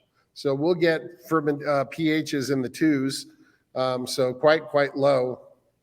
But we're doing that because we're not trying to esterify in the fermenter, which is one of the reasons you want to drive those higher temperatures to stress the yeast out. We use much lower temperatures, so we're not creating as much in the way esters, but that secondary fermentation, by letting it sit for those days, we're going to esterify in the barrel. And this is I know they know what I'm talking about. For the viewers who don't, basically when you got your barrel and you have it floating with organic acids, so lactic acid and acetic acid, it's going to combine with oxygen over time to create esters. So all the fruit notes that we're talking about. So what's fun for me, and I'm sure Alan recognizes this immediately, as we're letting this 3-chamber still sit for longer and longer, we're going to be developing more and more esters. And the whiskey, the way that we mature whiskey, the whiskeys are going to change significantly from year 4 to year 5, from year 5 to year 6, is really going to be a completely different whiskey. And it's been fun to be on the sidelines and watch how it matures. And now I've been talking way too long, and feel free to ask questions. That's good. I was going to throw out for those who aren't distillers that just listen to what Todd said. So just the gist of it: pale ale, super sexy. Distiller's malt, yeah. That's part one. Part two is esterification during fermentation is a little like premarital sex. You can do it, but should you? Right. So, or are you in it for the long haul? So, just to clear that up for the questions that I know that we're going to get the next few days. So, Todd, I've got so many for you. So do you guys heat your dunnage warehouse at all if you're relying? I mean, I would assume that you would want colder temperatures in there to get as much oxygen into that whiskey as possible in the cold months. Yes. So that makes you're the first person to ask me that. Yes. Cool. Yeah. That's a very, very important part of our process. That's why we also, when we drop the bungs in, we leave them alone. Sure. Yep. I've got such a beef with heated warehouses because of that. Yeah. So man, that's really cool because your climate obviously lends itself to that much. And you have a natural flooring in your warehouse. It's earth and floor. Right? Yeah. So cool. so the earthen floor, we're talking about Colorado, and it's actually I have it'll take too long. I've got thumb drives that are out there measuring the temperature and humidity every hour on it. But that's a very brewer question. So Adam is used to looking at when you're a brewer, when you're pumping off the heat exchanger, pumping through the heat exchanger and into a fermenter, you're adding oxygen directly into it. It's a very brewer thing to do. What you're doing that for is so that your starting yeast, the yeast amount that you're adding, typically rule of thumb is tripling because you're adding oxygen into it. And what it's doing is it's scrubbing it, it's cleaning up that yeast and making it so that the oxygen is going to immediately get sucked up by that yeast to create daughter cells. The amount of oxygen that you're adding, and most people just use air, right? So you're pumping compressed air in, and of course it's air as in generally CO2, oxygen, blah, blah, blah. But you're looking at how much difference that dissolved oxygen is going to get in there for your healthy yeast is going to fluctuate widely by the temperature that's in there at. So it's a very brewer question to say, what is the temperature in that barrel going to do to the dissolved oxygen that's going to help accelerate that reaction? Now, of course, like everything else in distilling, especially at my scale, these are all things that I believe occur, but I'm not running a lab. Right.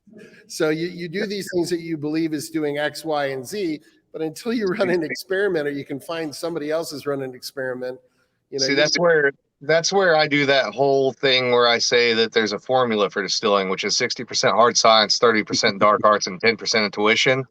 You can bullshit your way through that 30% dark arts, and nobody's going to argue it with you, except for Adam, because Adam's going to actually figure out the experiment now, and then I'm just going to pretend like it didn't happen when he does it. No, it's one of my favorite things about it. You can get as technical as you want, but in the end, so much of what we do is just it's magic.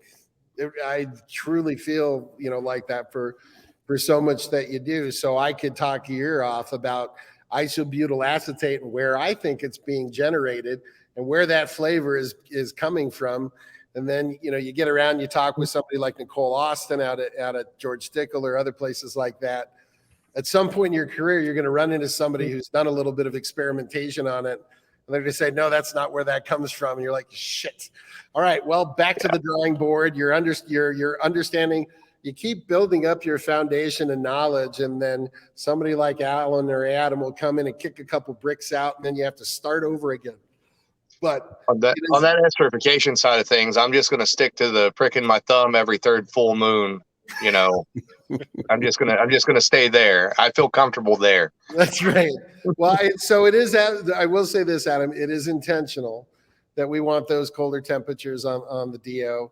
To finish my thought, Kevin, it's on average 20 to 30% more humid in that building, and that's to keep the angel share from going nuts. The other thing that really helps with the angel share is that entry proof I mentioned. We're not putting as much whiskey as a lot of other people are into their barrels, so there's less to evaporate. It's not a real complicated thing, and instead of on a molar level, it's evaporating the liquid ethanol and the liquid water is evaporating at the same rate, which is why our proof isn't changing at all. So, question on the 3-chamber design itself, Todd, and I'm sure you've been asked this before. I don't think I asked this on Distillers Talk that I can remember.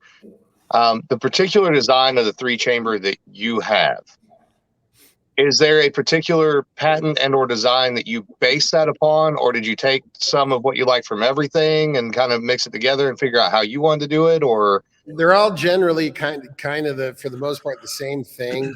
The question is where.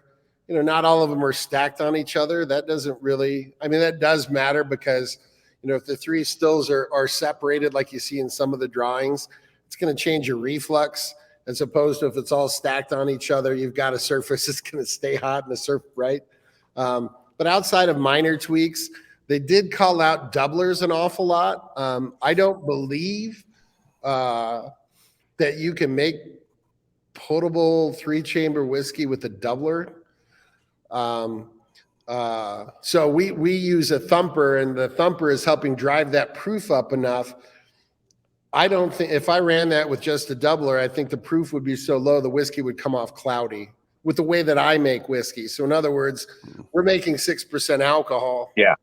I don't know, 5.5, 5.7, right around in there.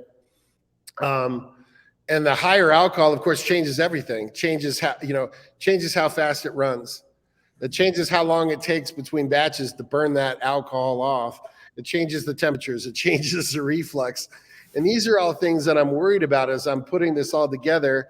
Having a couple panic attacks over a 4-year period where, Alan has had to suffer through, this story many, many times, but nobody knew what the hell we were doing, and nobody really particularly, knew who we were one way or the other. But as we started getting closer to the release, we were realizing that a lot of people were watching us, which is terrifying. But because, we thought we were doing some beautiful work, but there were so many decisions that we had to make in the design. And then of course, what you're putting in this still is no small thing.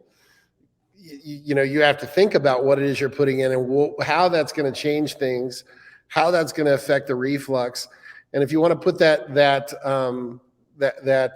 picture back up, one of the things that kept me up at night an awful lot is that preheater, because that preheater is matched up to the vapor path, right? So understand what that does to that preheater if we run long or we run short. The temperature of the match that's in the preheater is at the wrong temperature when I'm ready to do the next run. So all of these things need to get tied in together. To top it off, you have to worry about reflux the way you don't in a column.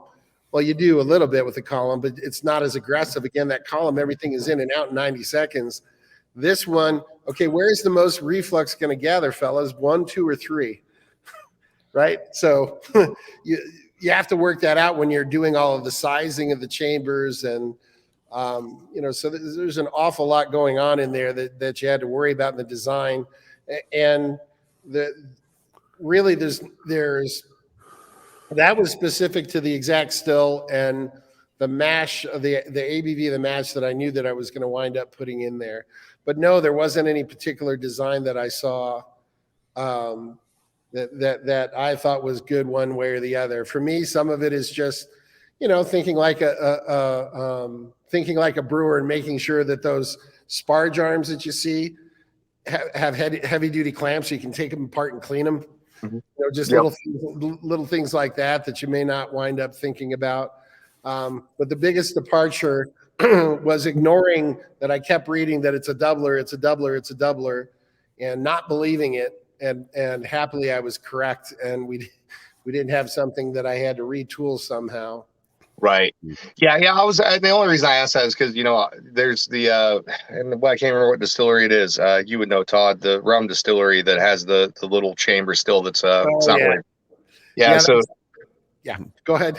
Yeah. You know what I'm talking about there though, with the, and it's basically just one chamber and then, the bottom chamber as well. But then it was interesting watching some of their videos, and I've seen some of the literature on that stuff too, where, sometimes we run it and it comes off at the proof we want. And sometimes we run, an air cooled, reflux condenser basically. And it goes, and then sometimes we take it and double it again, just depending on what's up. And not that there's anything wrong with that. I was just curious if that came into play whatsoever. And I'll also say that I think it's funny for us distillers, myself particularly, and I suspect Adam too, obviously, a lot of us, we talked about this on my show previously. We look up to you greatly because, you've been in the game for a long time. And so that whole time that you were worried, and I know you had a lot to be very seriously worried about, not just with, the practicality of it, but also the money that you and your brother spent on this. But, the whole time you were worried about it, all the rest of us, I think we're kind of watching this being like, yeah, this fucking guy is going to do this and he's going to make it happen. And not only is he going to do it and make it happen, but now we're all going to have to step up our game a little bit to be like, maybe one day we'll catch up. I look at it the other way around. After getting to know you and getting to know what you're up to and hearing Adam's story, I'm going to turn this off and get back to work. But again, this is what's so fun to me. It's why I get so disappointed when I see, big money outfits that come in and you have, millions of dollars at their disposal, and they just blend. And that's, that's a good one to throw out there is High West, right? They're blended with, I'm not saying anything bad about the company.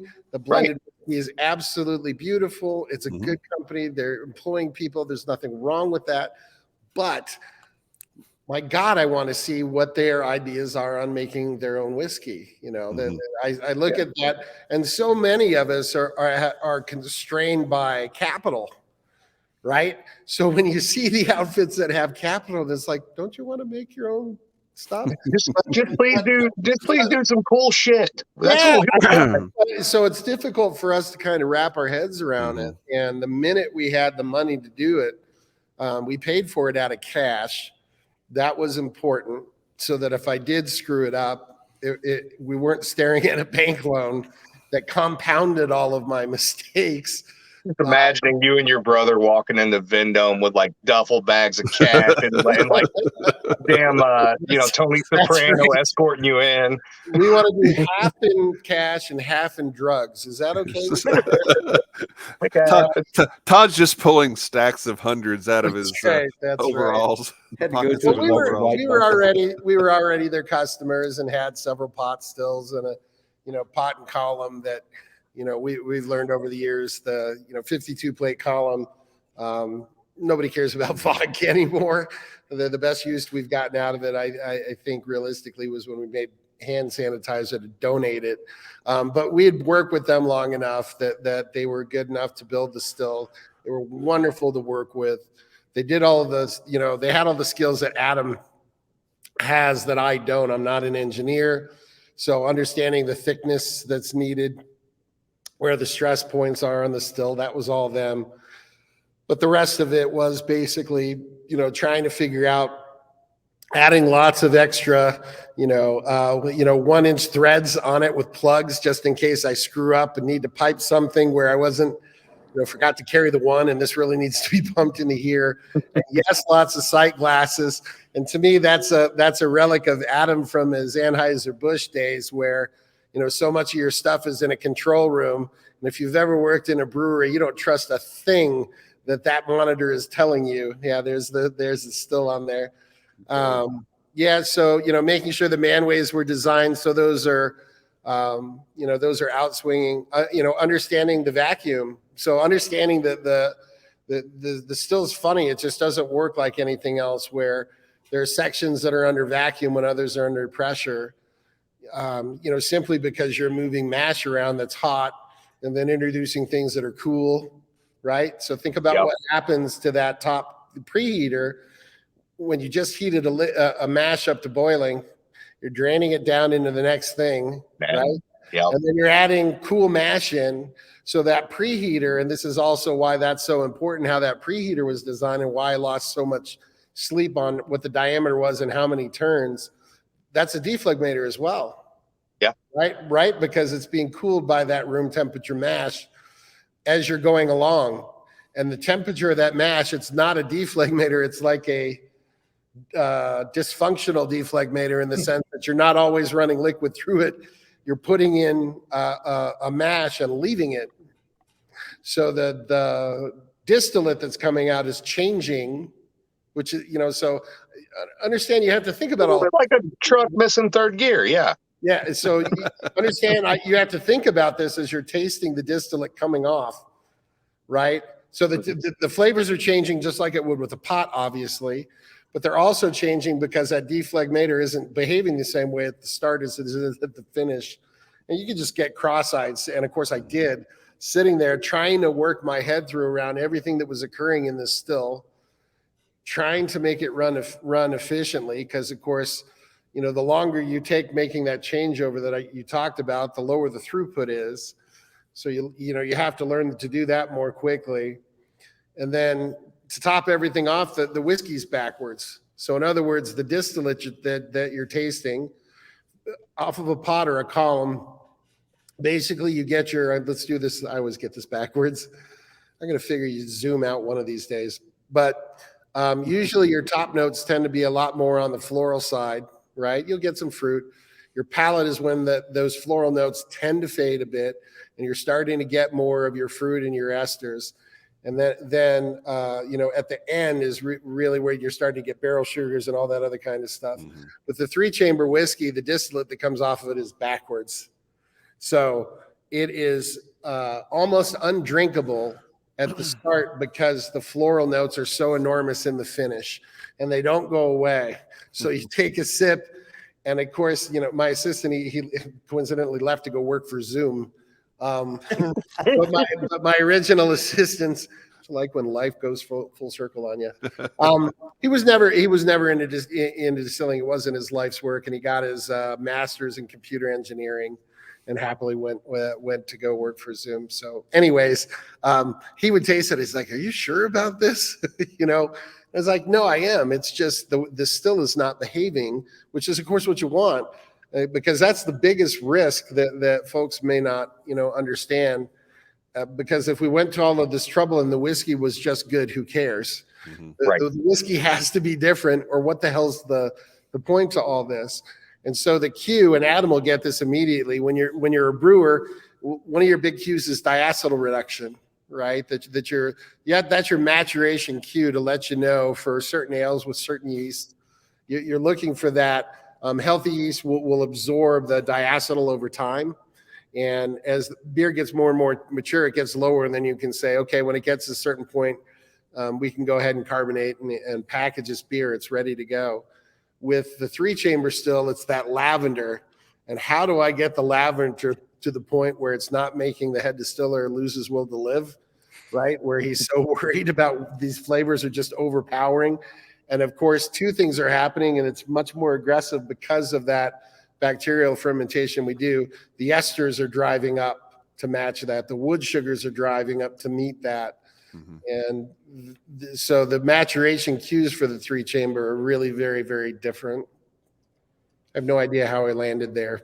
But That's here we super are. interesting. Well, why don't we taste some of the whiskey that we're talking about? This is the first Leopold Brothers 3-chamber rye release. That is not what we're drinking tonight, but this is what that is. There were some questions in the. Yeah, I know. There was some question in the chat about what is available and what we'll be drinking tonight.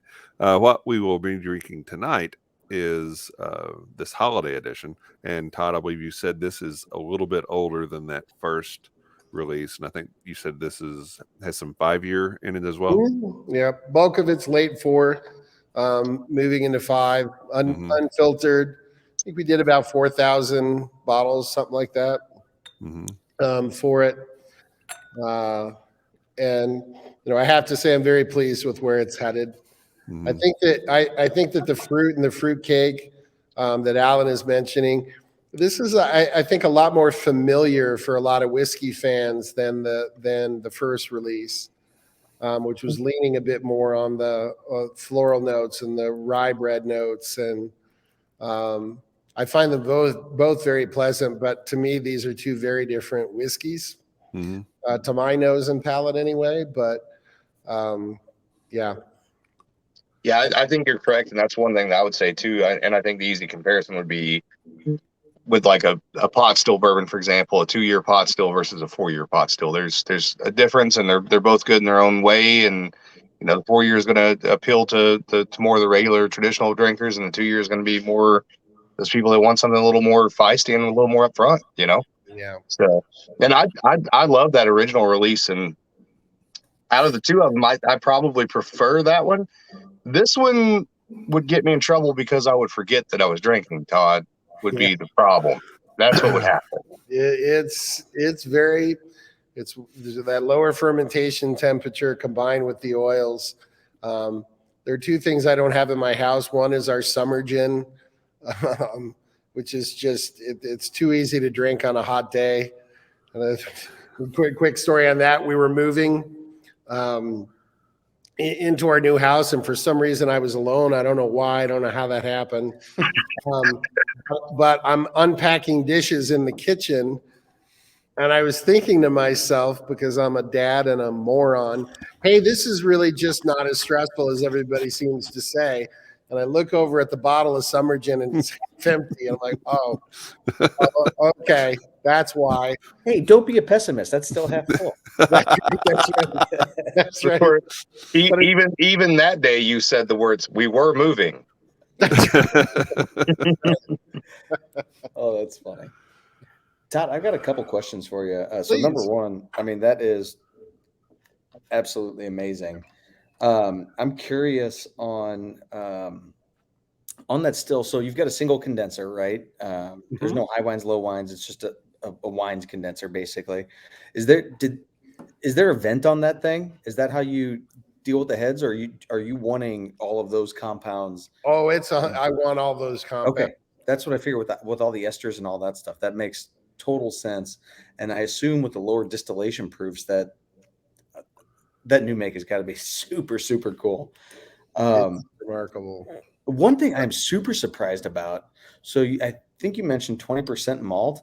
What I am super surprised that I don't get off of this is like that grassy, like kind of tannic almost from like the malt husks. I would have assumed getting that malt to those super high temperatures in that bottom chamber, you'd be getting all kinds of that. It's amazing that that's not in there. So that's a testament to how well you guys are running that thing. Well, it was certainly one of the things that I worried about. That's a great thing to point out because, of course, we're hammer milling. And I've gone back and forth with people about that a little bit, with distillers, about their preference for malt whiskeys. We've been making malt whiskey on this still for a few years as well, because we have a malt house. Why the hell would I not make malt whiskey on that? And I think a lot of it is a function of perception, and it's a function of the oils that are carrying over. So a lot of people will look at making a single malt with a hammer mill and then running it through a mash filter, or distilling on the grain completely. Who was I talking about with this? Jake Holshew from Rogue Spirits. He said that they were doing side-by-sides with laudered and unloudered. And he said he hates the unloudered. He hates that grain husky taste. And my opinion, a few things. We have a very expensive hammer mill that's designed to remove the heat, right? So that's one of the things that's really kinds of helps. And again, this is one of these things where I might be totally wrong, and I'm just buying sales bullshit from Bueller. But I know I know it works, because I can obviously feel the grain when it comes out. And we've used shitty hammer mills before where, it's almost hot to the touch, sometimes, depending on what you're milling and what the sieve is and blah, blah, blah. So I know that it's working the way that they're saying. The question is that's what's driving that. And of course, that was a concern of ours, whether or not we get too much graininess from the husks. And to my perception, I think the more likely culprit, more than anything, is probably the oil content is helping mask that perception.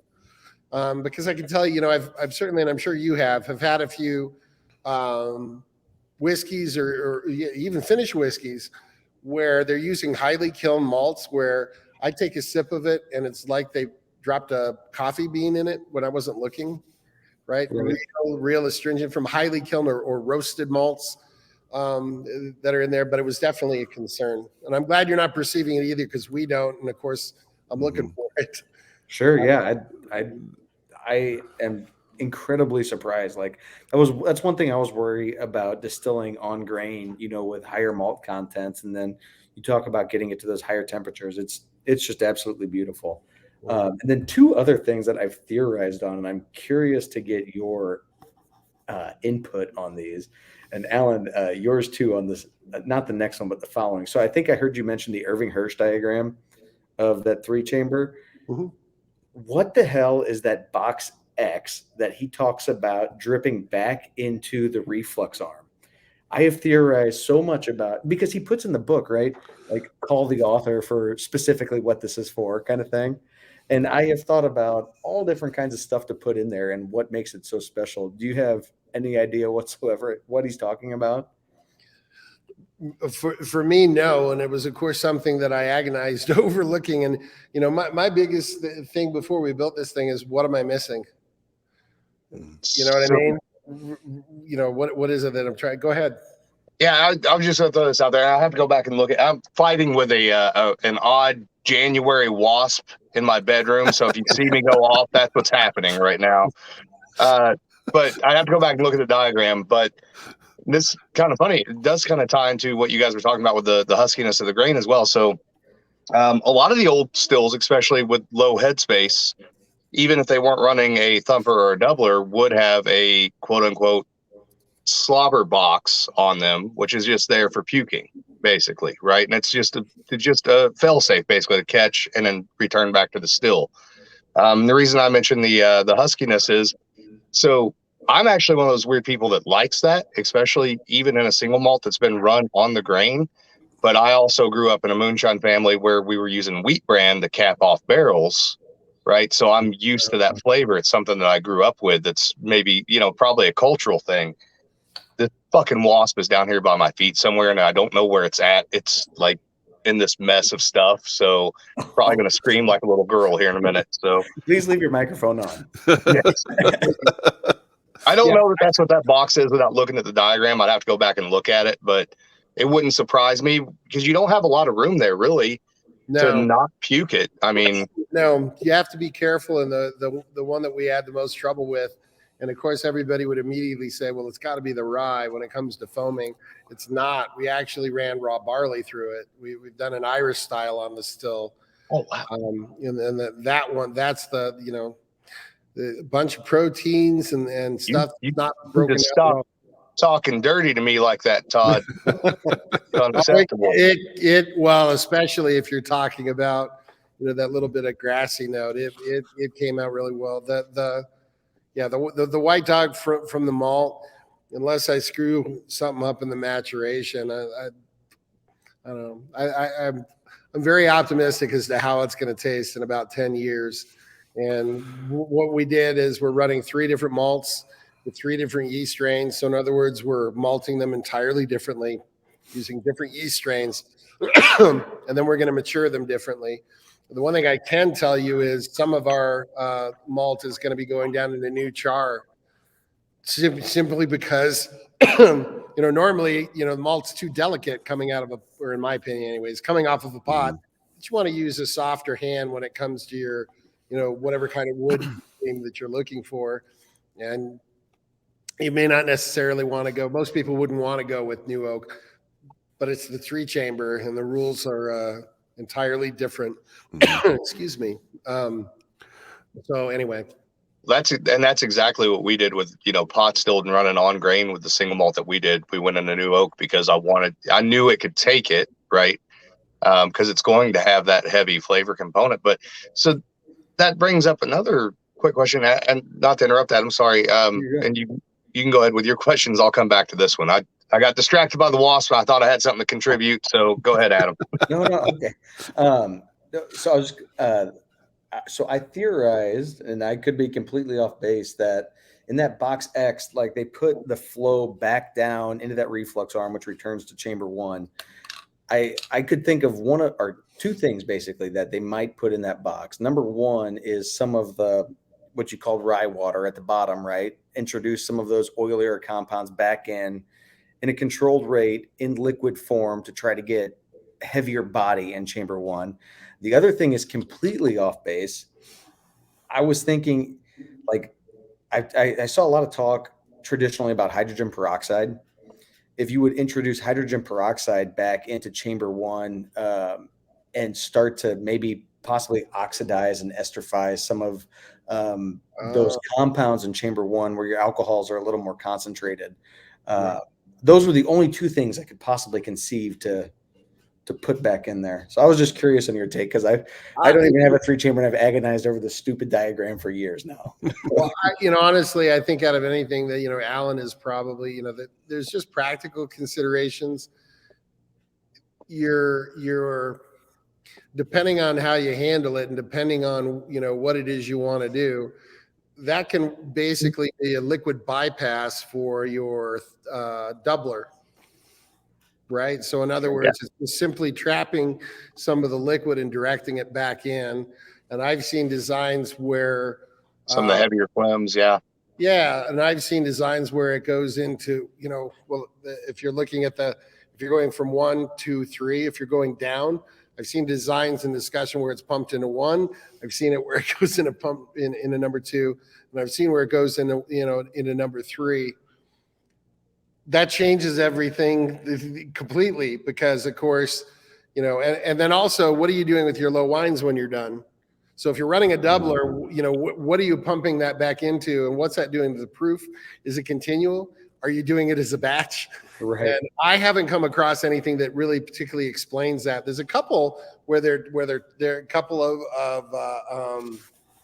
and I'm forgetting the authors. I've read the damn thing so much I can kind of tell what it is by sight, and I don't necessarily go by author name, but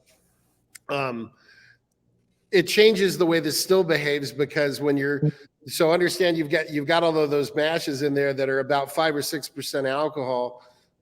Your tails concentration, again, this is yada yada yada, depending on how you run it. You're adding that liquid back in that's at 30% alcohol. That's completely changing the behavior, and which chamber you put it back into matters. It's going to change how that still behaves, and from what I am reading and what I have gleaned over the years, everybody was running this still differently. They all had their own ideas as to what made the best possible whiskey. And we, of course, played around a little bit with a little bit of everything and settled on the regime that we're using now. But it's, we went into this with pretty open eyes as though, I wrote everything down before we got the still, as to the exact steps, what I'm looking at so that I wouldn't get too confused. Alan might be dead. This fucking thing will die.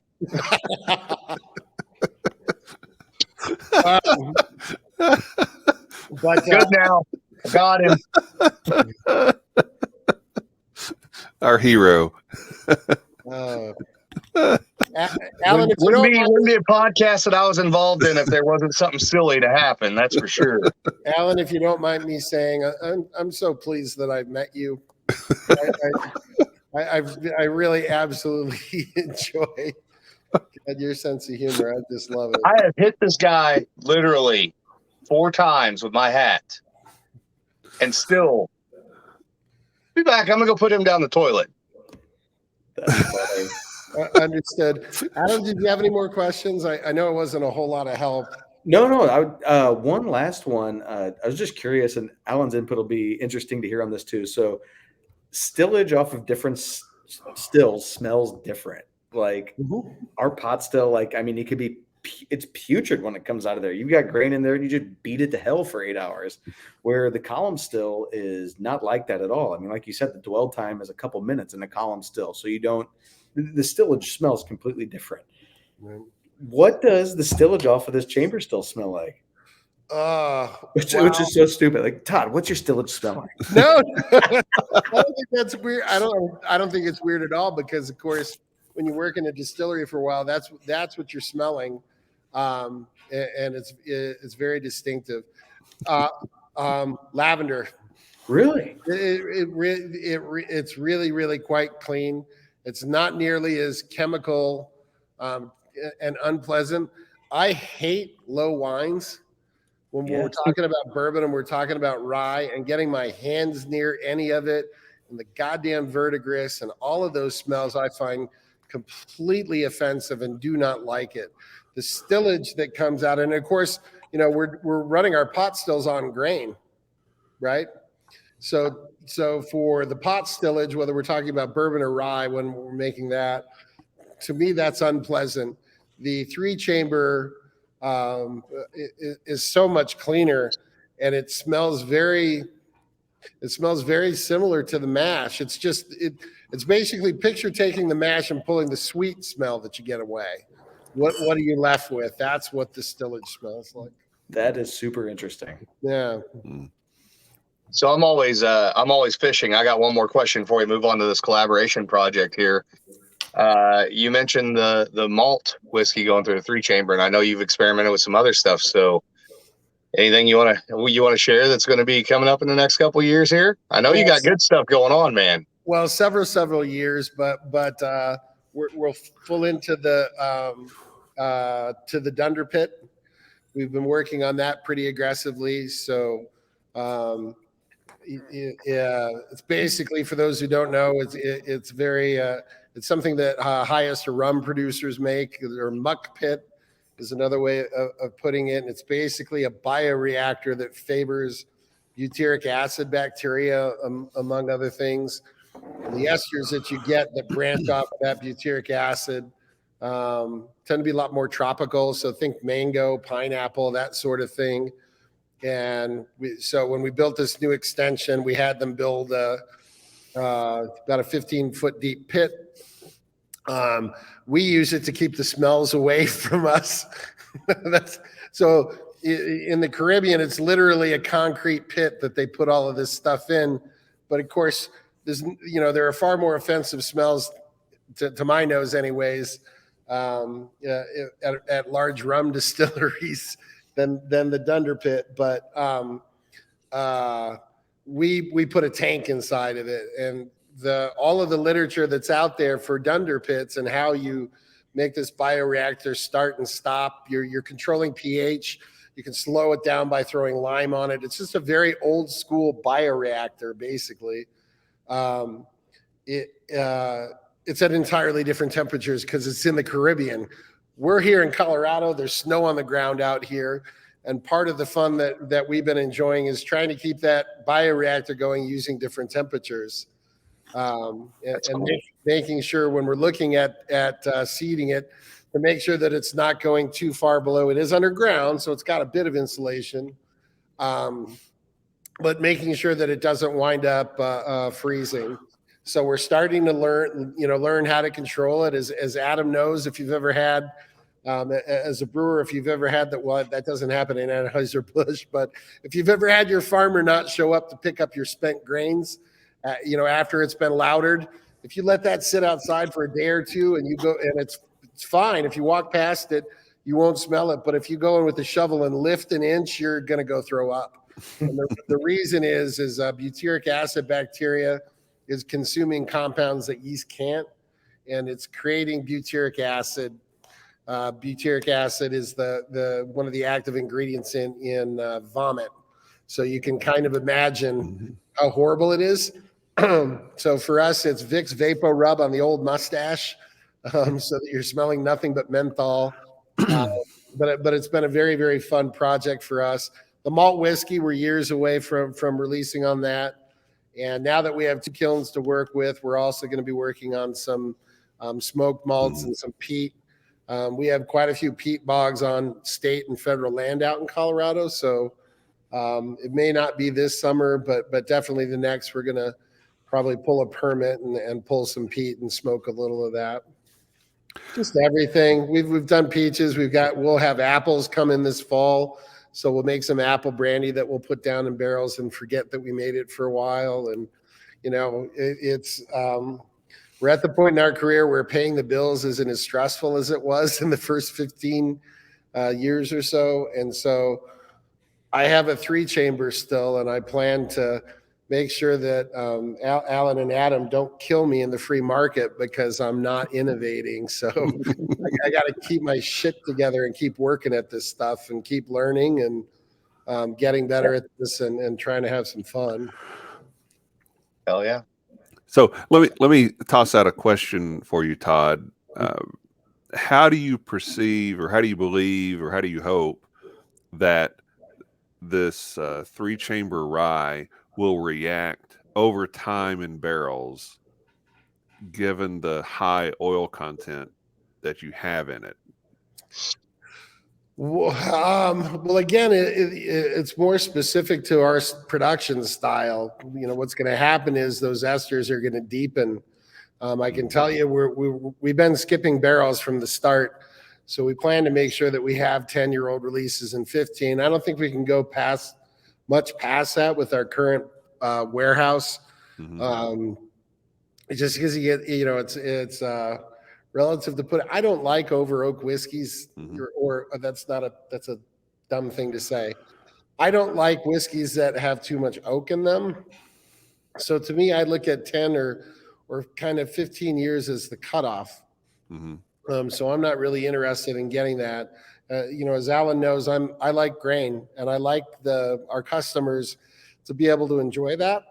And I don't want to snuff all of that out. So I'm very happy at the age that I released the collectors, that you can really get that at Bruisey Rye and have a full understanding of that expression was important to me. It's why we released it when we released it. And I didn't want to make it so that had faded so far into the background that you couldn't enjoy it. Did that answer your question? Yeah, I think so. I didn't know how. I guess where would and you kind of answered it. Where would you draw the line as far as the oak or the barrel influence overtaking or overshadowing the notes and the flavors that you're getting out of what you're producing now? My guess is 10 years. It's such a big whiskey. That's number 4 char that you guys are tasting. So this isn't exactly a number 2. And that was another choice that I made with great trepidation, that I didn't ruin all with one fatal choice at the end. But I'm to my palate, the oak is not dominant at all. I feel like it's well integrated, and Absolutely. So I'm having a difficult time envisioning it at 10 years, getting to the point where it's overpowering those big notes. Because as I mentioned, the esters are just going to keep getting bigger. I mean, relatively speaking, right? So after 10 years, it's not going to have twice as much as it did at 5 or anything like that. But, they're going to slowly creep up. It's like a married couple. Like I said earlier, you're just putting on a couple more pounds every year, just slowly inching up. So yeah, I represent that remark. that's right. Me too. Any thoughts on the Adam, Alan? Any thoughts specifically on that rye itself, that holiday edition rye itself? Any other comments on it?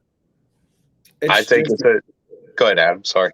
Oh no, I was just overall, it's incredible to me how rich and how full bodied it is. And I mean, Todd, I think everything that you said about the 3-chamber still and like leading you that direction, I think this perfectly exemplifies that relative to rye whiskeys that come off of traditional columns. I think it's absolutely gorgeous what you guys did. Thank you. It's nice of you to say. I think it's a leading and prime example of what craft distilling, when you talk about craft and you want to define craft in some way, I think it's a leading example of what craft distilling can be, right? That ability to step outside whatever the current box is or what the box has been since, post-prohibition, and say, well, what's next, whether it's something new or it's something old, and bring it back around. And here it is, here's a fine example of it. So. Yeah. Thank you. I'm just, we're very happy that the response is the same. And then you guys know, when you put so much work into it, it's gratifying when people also enjoy it. And I gave up years ago trying to figure out what the hell everybody else likes. And we kept telling ourselves, and this was certainly whistling past the graveyard, that if nobody else likes it, we're going to have barrels of stuff that make us very, very happy.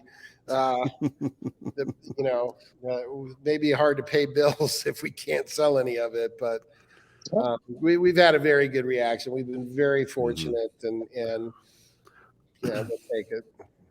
Well, you've made it when you've spurred an episode of Moonshiners. Fuck. Excuse me.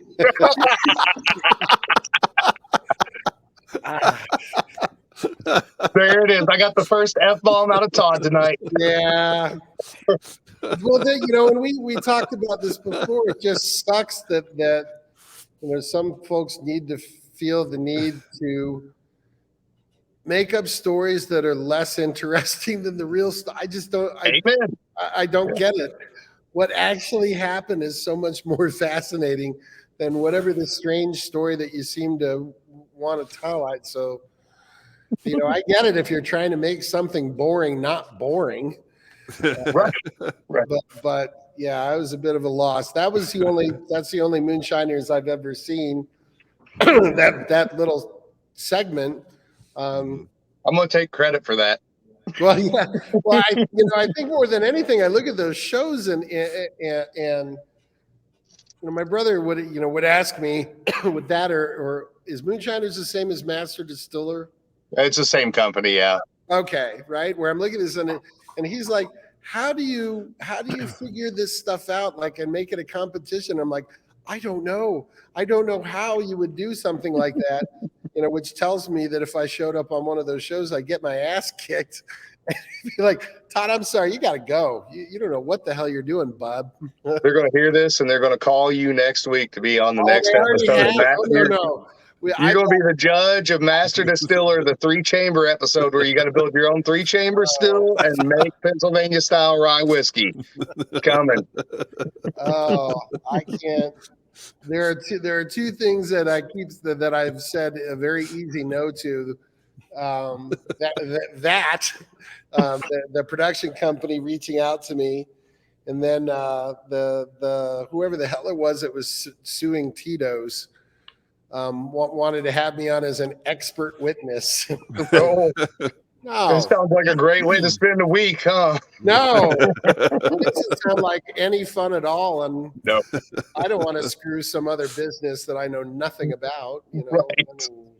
Yeah, hard pass. Well, let's transition, if we can, to this collaboration that you did, I'm Todd. glad you're doing this. And I guess the first question that I would have is what brought about the collaboration? Why do it at all? And then why Dickel? It's a pretty quick story, I guess. So I mentioned the Hiram Walker plant that had a column, that had a column in a 3-chamber. And there are other instances where they talk about it, and happily, I got Noah Rothbaum and David Wondrich and Wayne Curtis. They're all historians, whiskey guys. Had them arguing about it and going down the rabbit hole, and then they came across several papers that like, hey, Todd's not full of shit. This is a real thing. He's not actually, telling a story. It makes perfect sense that you would blend the 3-chamber together with column, because of course, what do the Canadians do? Right? They make a very heavy, flavorful whiskey, and they mix it with column stuff that's lighter to make a whole range of products for different palates and different price points. It's a business, right? And then of course, the same damn thing in the UK. You got your pot distilled whiskey, you got your grain whiskey, Johnny Walker, right? Same basic concept. So so I knew that this was a whiskey that was made, and I was looking to see who it would be fun to work with, who had access to column distillate, and I just sent out my round of samples. It was the same time that Alan got his, and he's the first one I sent out to, and then after that, I started sending out, to colleagues that I know, and Nicole Austin, who's at Dickel now, was one of them. And I sent it out to her, and she's, it's just as weird as I expected. And, it was kind of a fun conversation. I didn't think anything of it, but I don't know why, but for some reason I circled back and asked her, because, I figured her Rolodex is a lot bigger than mine is. Because she worked at Tullamore Dew, she worked at New York Distilling, and of course now she works at Diageo, and who doesn't Diageo know? Who makes rye whiskey? And I didn't want to get MGP, no offense to MGP at all, but right. Who out there has column MGP, and we could do some sort of fun collaboration. And when I asked her that, she said, I'll call you tomorrow. That was, I'll never forget what she said. And she, of course, won't forget, hey, I want to blend 3-chamber rye. that phone call happened to her out of the blue. Dickel had been making rye whiskey. So the stuff that's on the shelf now is MGP. It's just MGP whiskey that they put in, that they bottle.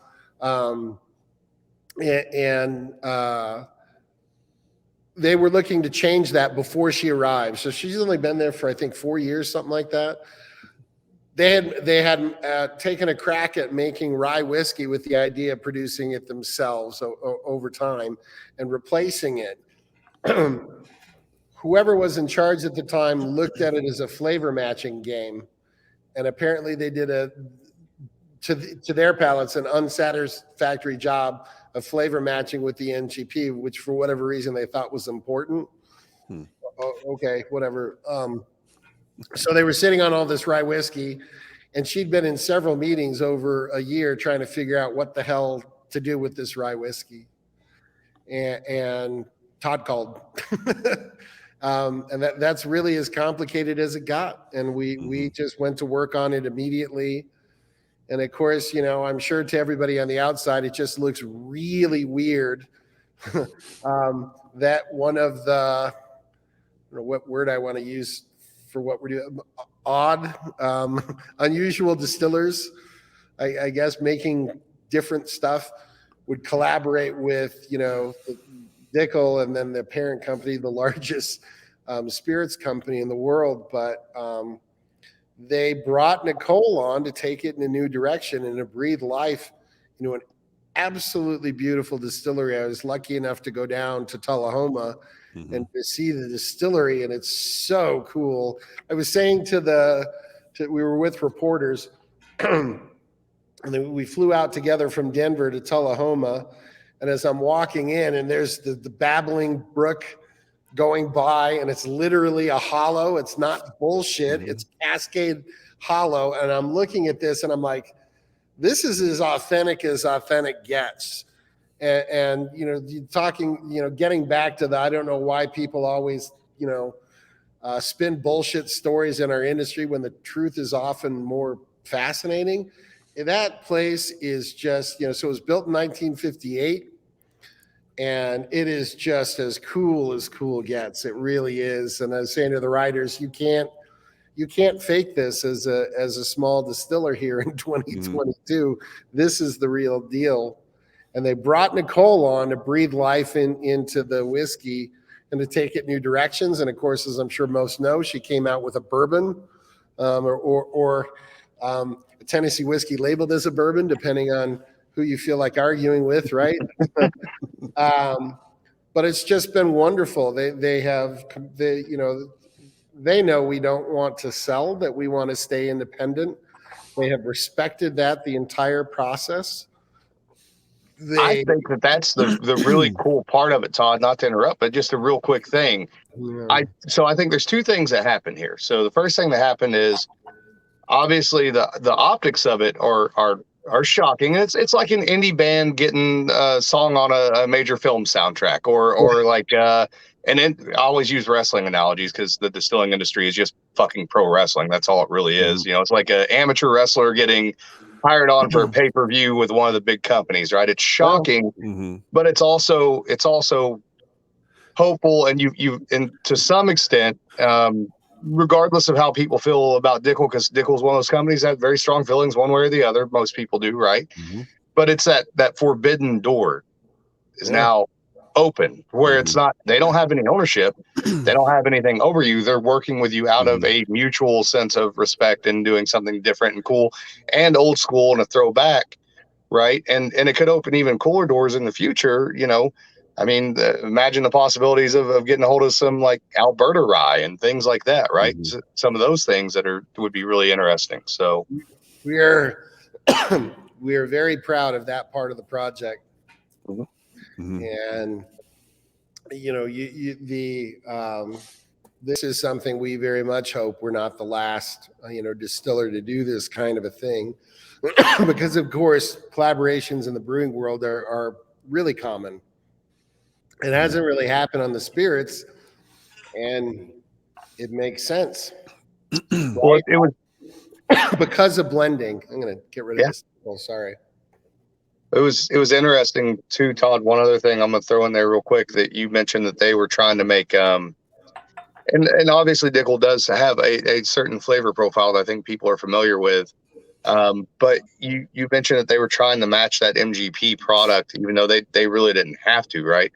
And so it's funny. So to me, we've talked about this before. You and I have, and Kevin and I know have, and probably me and Adam have. But the MGP rye is not my cup of tea. I know why people like it. 95.5, all that stuff. And the thing that I always get from MGP rye is that heavy, like black cherry Robitussin cough syrup thing, and it's interesting. Even though the Dickel profile for me is a little mineral a lot of times, in this particular instance, the blending.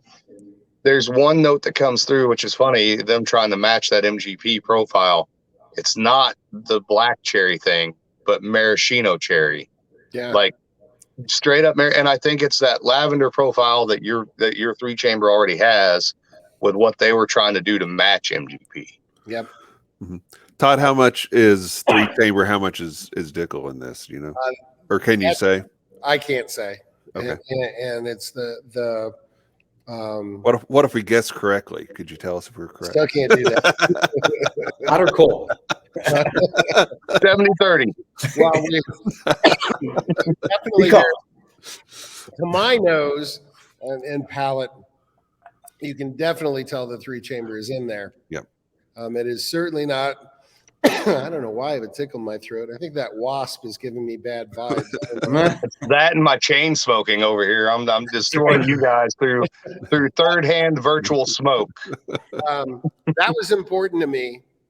That was important to Nicole, because if it's one of those deals where you can't tell, and she did the blend. I mean, of course, I was involved, but I had to point out to her, Nicole, as a reminder, I think I've married 2 or 3 barrels. That's it. I'm not somebody who has experience from pulling from 20 different warehouses, to come up with the total whiskey. We're too small for that crap. So I leaned on her expertise and nose, and we wanted to make sure that one whiskey didn't dominate the other. And in my opinion, she just did a lovely job. The nose is beautiful to me. The finish that's in there is beautiful. I get the lavender. I get Mexican chocolate. I get that oily finish that's unmistakable. I'm so sorry to be coughing at everybody here.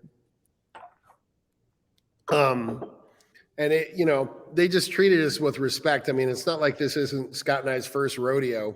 Mm-hmm. We've been at this for 21 years now. The way we keep explaining it is, we're waiting for the other shoe to drop, something to go south, or, hey, here's how we're going to market this. Meet Donny Osmond. He's going to, push your, I don't know, something weird that we just be like, oh God, there it is. Not that there's anything wrong with Donny Osmond, but, but I did see something earlier today about a certain Olympic curler. Oh, that's right. Isn't that crazy? Yes. That was one of the funniest goddamn things.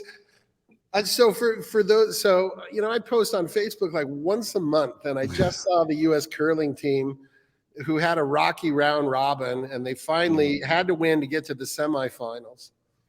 And I just missed them. I kept missing. I like curling, and as I said in my post, I don't know why, but I really enjoy watching it. Seems very practical. Yeah, I just anyway. I mean, you can have a beer with it. You can't go wrong with a sport where you can have a beer. But so one of the guys had a mullet, and it was clear that the guy, I don't know how I knew this, but looking at him, he's like, he's having fun with that hair. That's, he's having a good time. And so I posted on this, hey, why didn't everybody tell me about this mullet? And, go USA, all that kind of thing. And then a writer, an independent writer, who actually the last time he wrote about us, we were in Playboy of all things.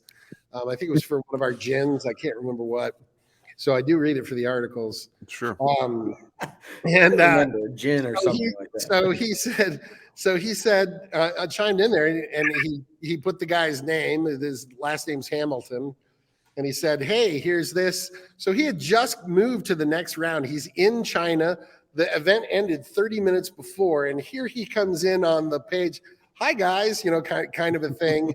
And then Jason said, well, I think he's earned a donation from you, Todd, to the charity. So I think if I have it correctly, so the member of Team USA curling team, his wife's father passed. I think that I have it right, and I hope I do, from brain cancer. And the mustache and the mullet is to help raise money for that. Yep. I don't know how the hell the two are related, but it worked on me. So there you go, right? We donated immediately. But I'm just looking at this thread. My wife came in like 2 hours later, said, what the hell happened tonight? This Olympic is, posting on your page. It was like, Olympic. It's the way it goes. Yeah, it's very, very strange. But to finish the thought, I'm sorry. Boy, that's a tangent. That's the best one so far, I think. Nicole wanted to work on it for the same reason that we do. We're trying to, in our careers, we're trying to move and have a hand in moving the American whiskey category. The best quote that I always say again and again is from Lance Winters, the distiller I respect greatly, from St. George Spirits. If you're going to release a spirit, have something to say. And this has something to say. This is column and chamber whiskey. It's a category of one. You're getting, to me, the best attributes of both. Her whiskey is filling holes in mine and vice versa. I think it's a delicious whiskey. It helped bring the price point down. And that was one of the initial things that we were trying to do. We're trying to figure out a way to get this in front of more people because it's such an inefficient still. So you get a lot of those wonderful flavors. And this is whiskey that was very common. And in my opinion, this is the bulk of what people were drinking volume-wise, just simply because of the math. If we're talking about rye whiskey, that yes, I know that they sold 3-chamber on its own. Old Overholt is the best example, but it's single malt versus blends. It's the same thing. Exactly it. Yeah, that's it. You boom, and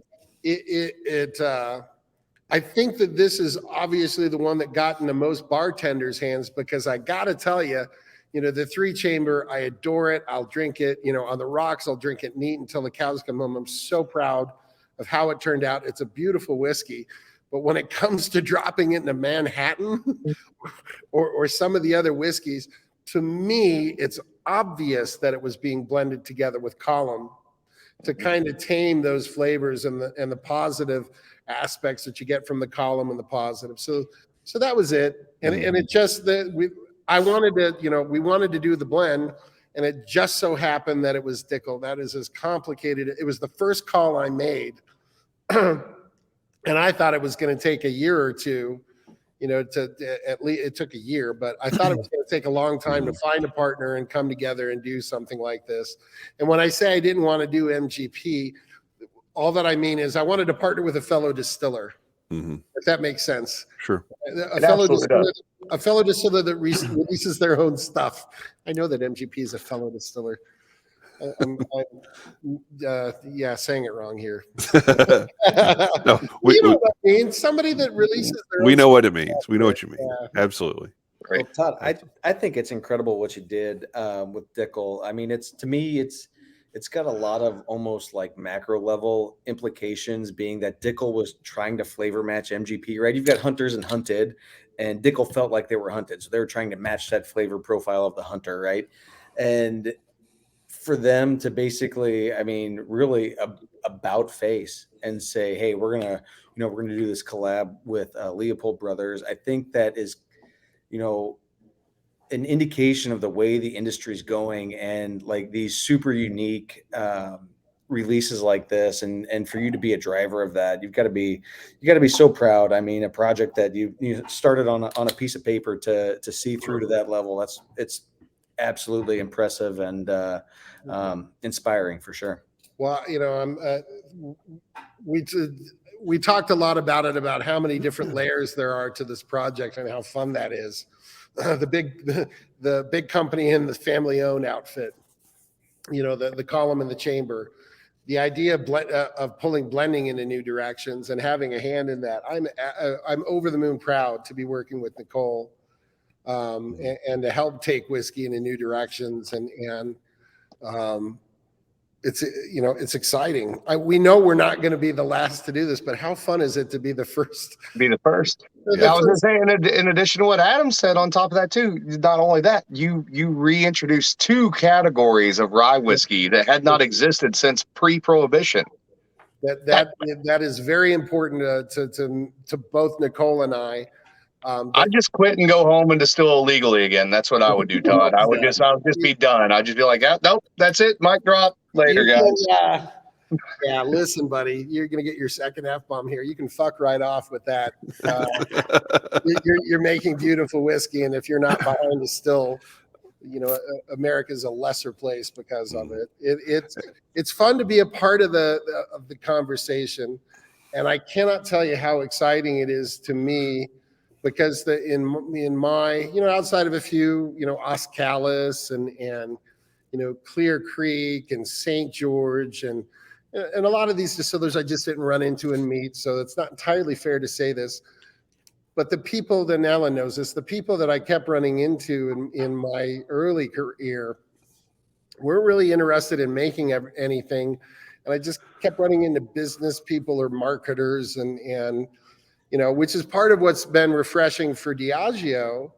And it's what really breathed life into the collaboration. So I go onto a Zoom call with, 200-300 salespeople, right? Which they have, in one state, I'm sure. Right. And I'm sitting here with a cheat sheet, by the way, putting everybody's name down, trying to keep them straight. And the fun part on some of the meetings, they stopped asking, who's handling your marketing, Todd? Hey, who's handling social media, Todd? Of course, I could see Nicole laughing because I'm like, here. You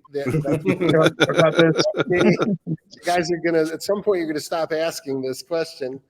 But for them, it was invigorating because a lot of the things that are on the macro scale, they are driven by marketing people and sales people, and there's nothing wrong with that. But when you're used to that, and then all of a sudden I pop up on the screen and start talking about bacterial fermentation, I've had more than a few of the people say that it's helped it's helped invigorate their company and to see things moving in a different direction very viscerally for them. And to think about the idea of throwing an elbow into a cruise ship, into an ocean liner, and just moving it just a little bit is very appealing because on top of everything else, we're still just my brother and I. We are fully independent. And I will say this since, the mainstream folks, it's just distilling nerds that are going to be enjoying this. God love them. So this isn't going to be a marketing bullshit. They're a pretty wonderful company. We were very, very happily surprised, I guess. We're very, it's very 21 years in this business. If you're not cynical, something's wrong with you because you have seen some messed up stuff and corruption and liars and thieves and the whole gamut. It's not a happy-go-lucky industry in a lot of ways. And they've really been quite wonderful, and it's been a complete surprise. And for them to have enough vision, whoever the higher up was that brought Nicole on, that's some pretty visionary shit. Mm-hmm. Absolutely. They did not bring her on to fiddle with knobs and to maintain the same direction. They wanted to change it. They knew the way that Dickel was looked at, and they wanted to make change to how they were not just perceived in the marketplace, but how they execute in the marketplace. So, outside of a couple laughable Reddit comments, I saw a couple of people saying, this is a gimmick. Reddit's the worst. Don't you know better, Todd? Don't go to Firewater. Oh, listen, I just look at that and I laugh. I'm like, let me see if I have this straight. 2 separate brewing schools, floor malting, bring a 3 chambers. It's like Dunnage Warehouse, lower entry, all of the things and the details that we have to try and do our best to make a better whiskey, and we're a gimmick. I will make you the darling of Reddit right now. Are you ready? Here you go.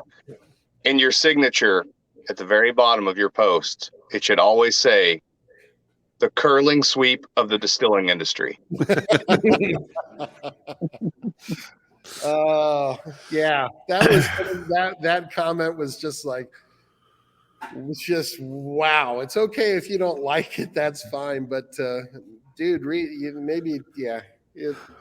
I get my morning debrief every morning from my still hand because he's on fire water all the time, and he knows it'll set me off. Every morning I walk in, he's like, "Did you see?" I'm like, "No, oh, I didn't," and I'm not going to look, and I don't want to hear it either.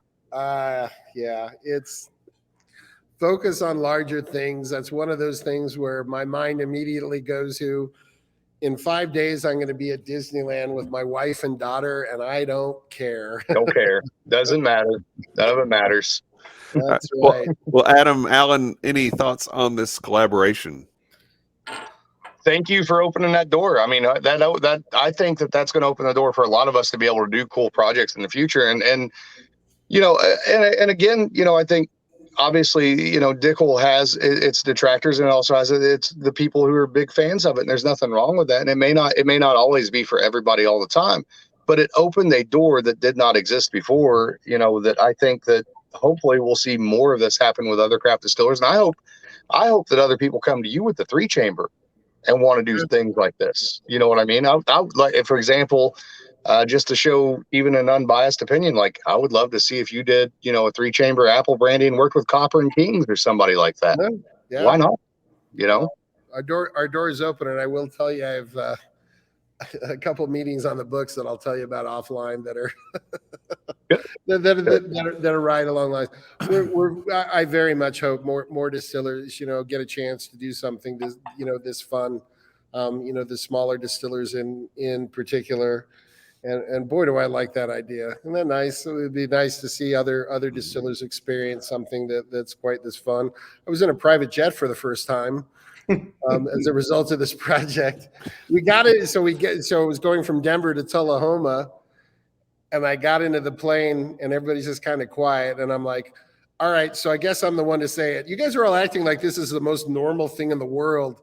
You guys always right. Because I'm flipping out right now. I'm just, This is why that opportunity is not going to come my way, because if I'm on that private plane, here's what happens, and Kevin Rose knows this is true.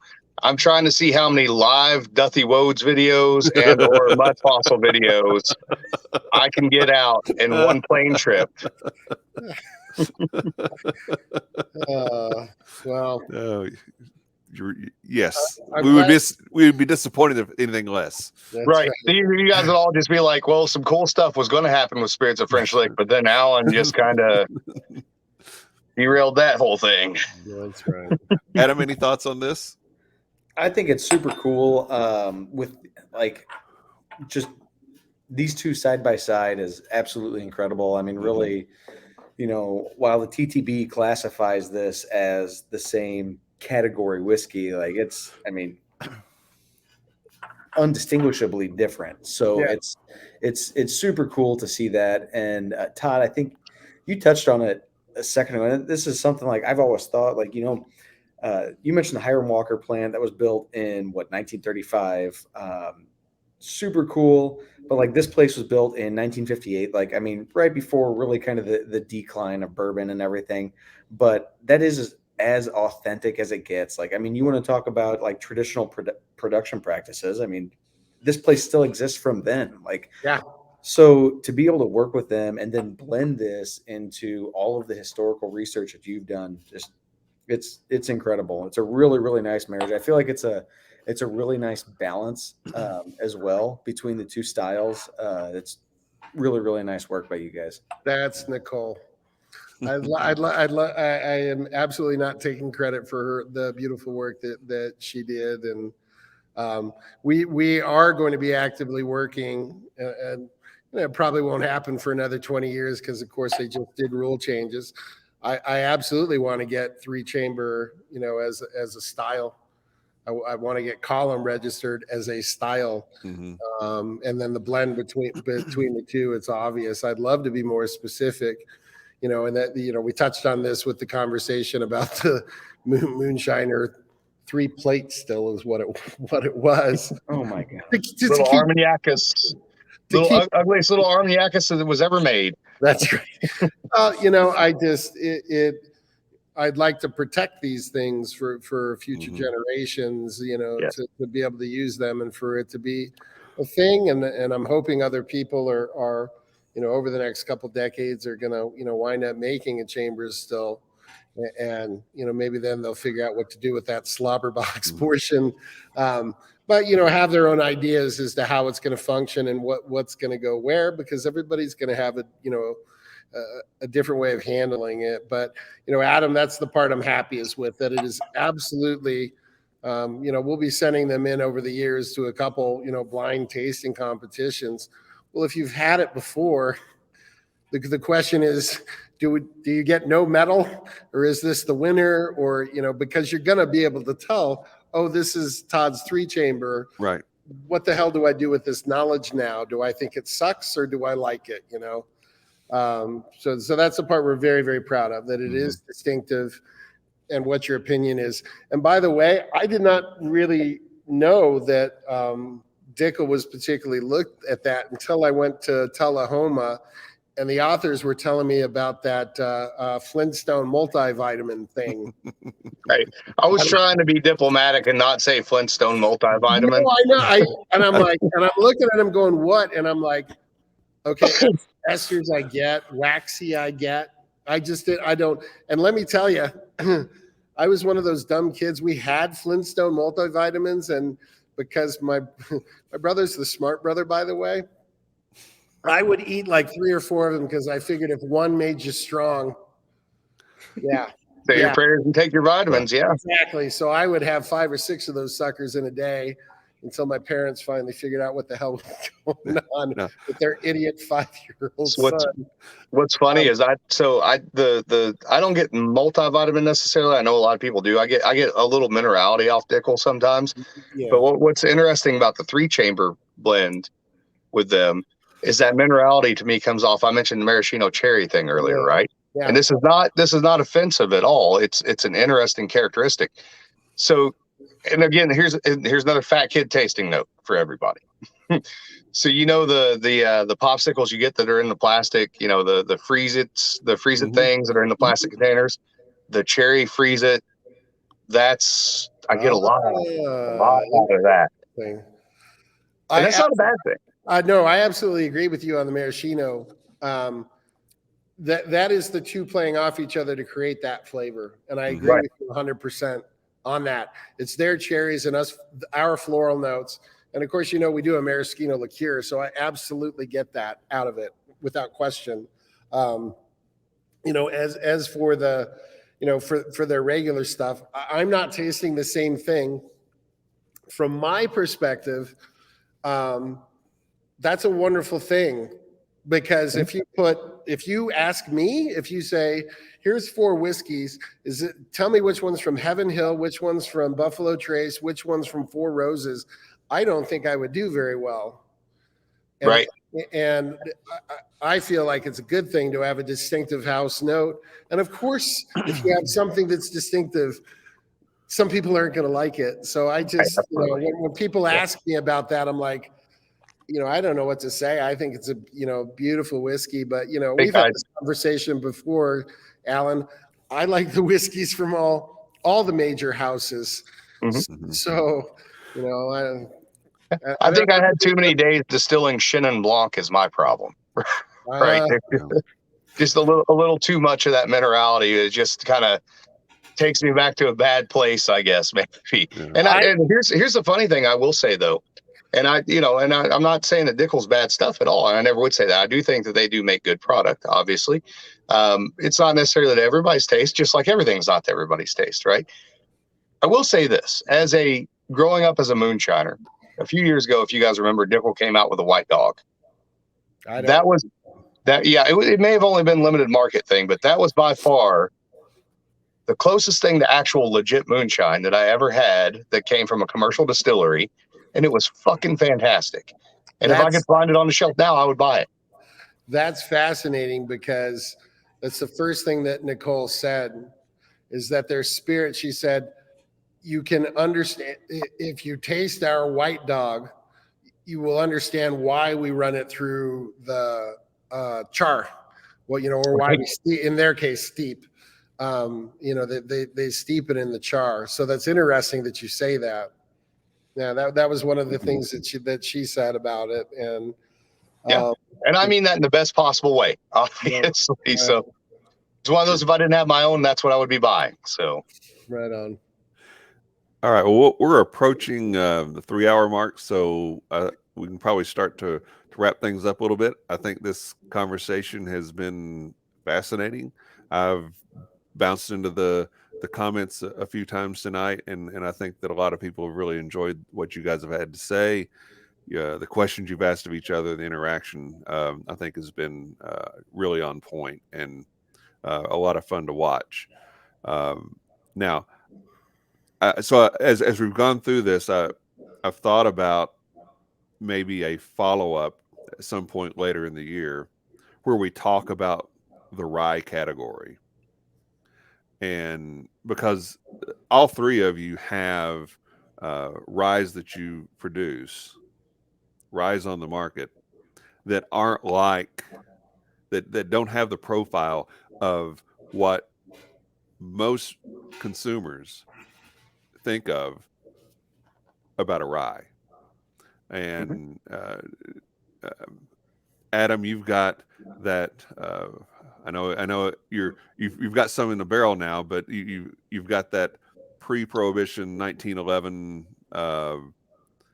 rye that is just fantastic. One of the favorite things of mine that you've produced. It's just terrific. And Alan, you've got the Solomon Scott rye. That is different from what Adam has. And then Todd, you've obviously got the 3-chamber, which is different from both of those. Maybe sometime down the road, we try a little white dog and a little product in the bottle of each. Fun. Maybe get somebody like Steve Bayshore to jump in with his George Washington rye, and maybe even Nicole, if she'd be willing, once they finally put a self-distilled Dickel rye out on the shelf. Twist my arm. I think that would be a lot of fun. Yeah, I don't know when they. I know they're planning on it. I don't know when they're releasing that rye, but it was an awful fun for us to be a part of their first rye release out of Cascade Hollow Distillery. So very cool. Kind of fun landmark there. Yeah. All right. Well, I just wanted to say something real quick, guys. I apologize. I know dragging this on for a second, but I just wanted to thank all three of you. It's been a pleasure working with you this evening, and it's always great having distillers of your caliber, to riff off of and have fun with and talk about these things, and to have somebody like Kevin Rose who can somewhat help keep my freight train from coming completely off the tracks. So thank you guys very much. Likewise. Yeah. Seriously. Feel the exact same way, and I think we all tend to get. I think that's the fun part that the viewers get to see. We get excited talking about these things. Mm-hmm. And so we all tend to ramble a little bit, and you get at the end of it, and you're like, wait a minute, how the hell did I land here? Yeah. It's because we love what we do, and I can't believe we're getting paid for this, and I can't believe that anybody cares enough to eavesdrop in on this conversation. It's wonderful. We're in a good place in American whiskey right now, and it's fun to be just a link in the chain of that. It's great. Yeah. Agreed. Well, we will be posting this on the Bar Cart co-op page, so you can go back and watch this again, share it with your friends. I think this has been a fascinating conversation, and certainly captured the essence of what Adam and Todd have done to create and bring to life the stills that they have now.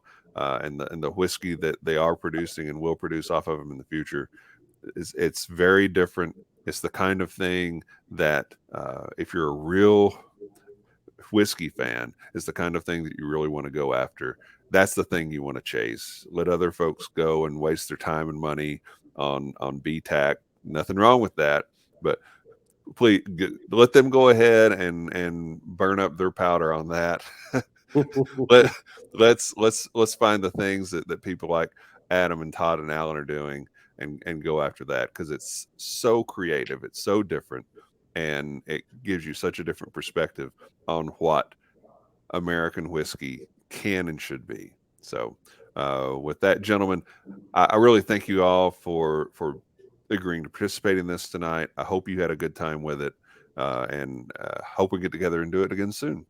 Thank you, and for inviting all of us. It was a lot of fun, Kevin. I Yes, really thank you, appreciate thank you. Absolutely. Cheers, guys.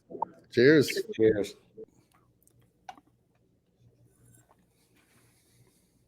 That was fun.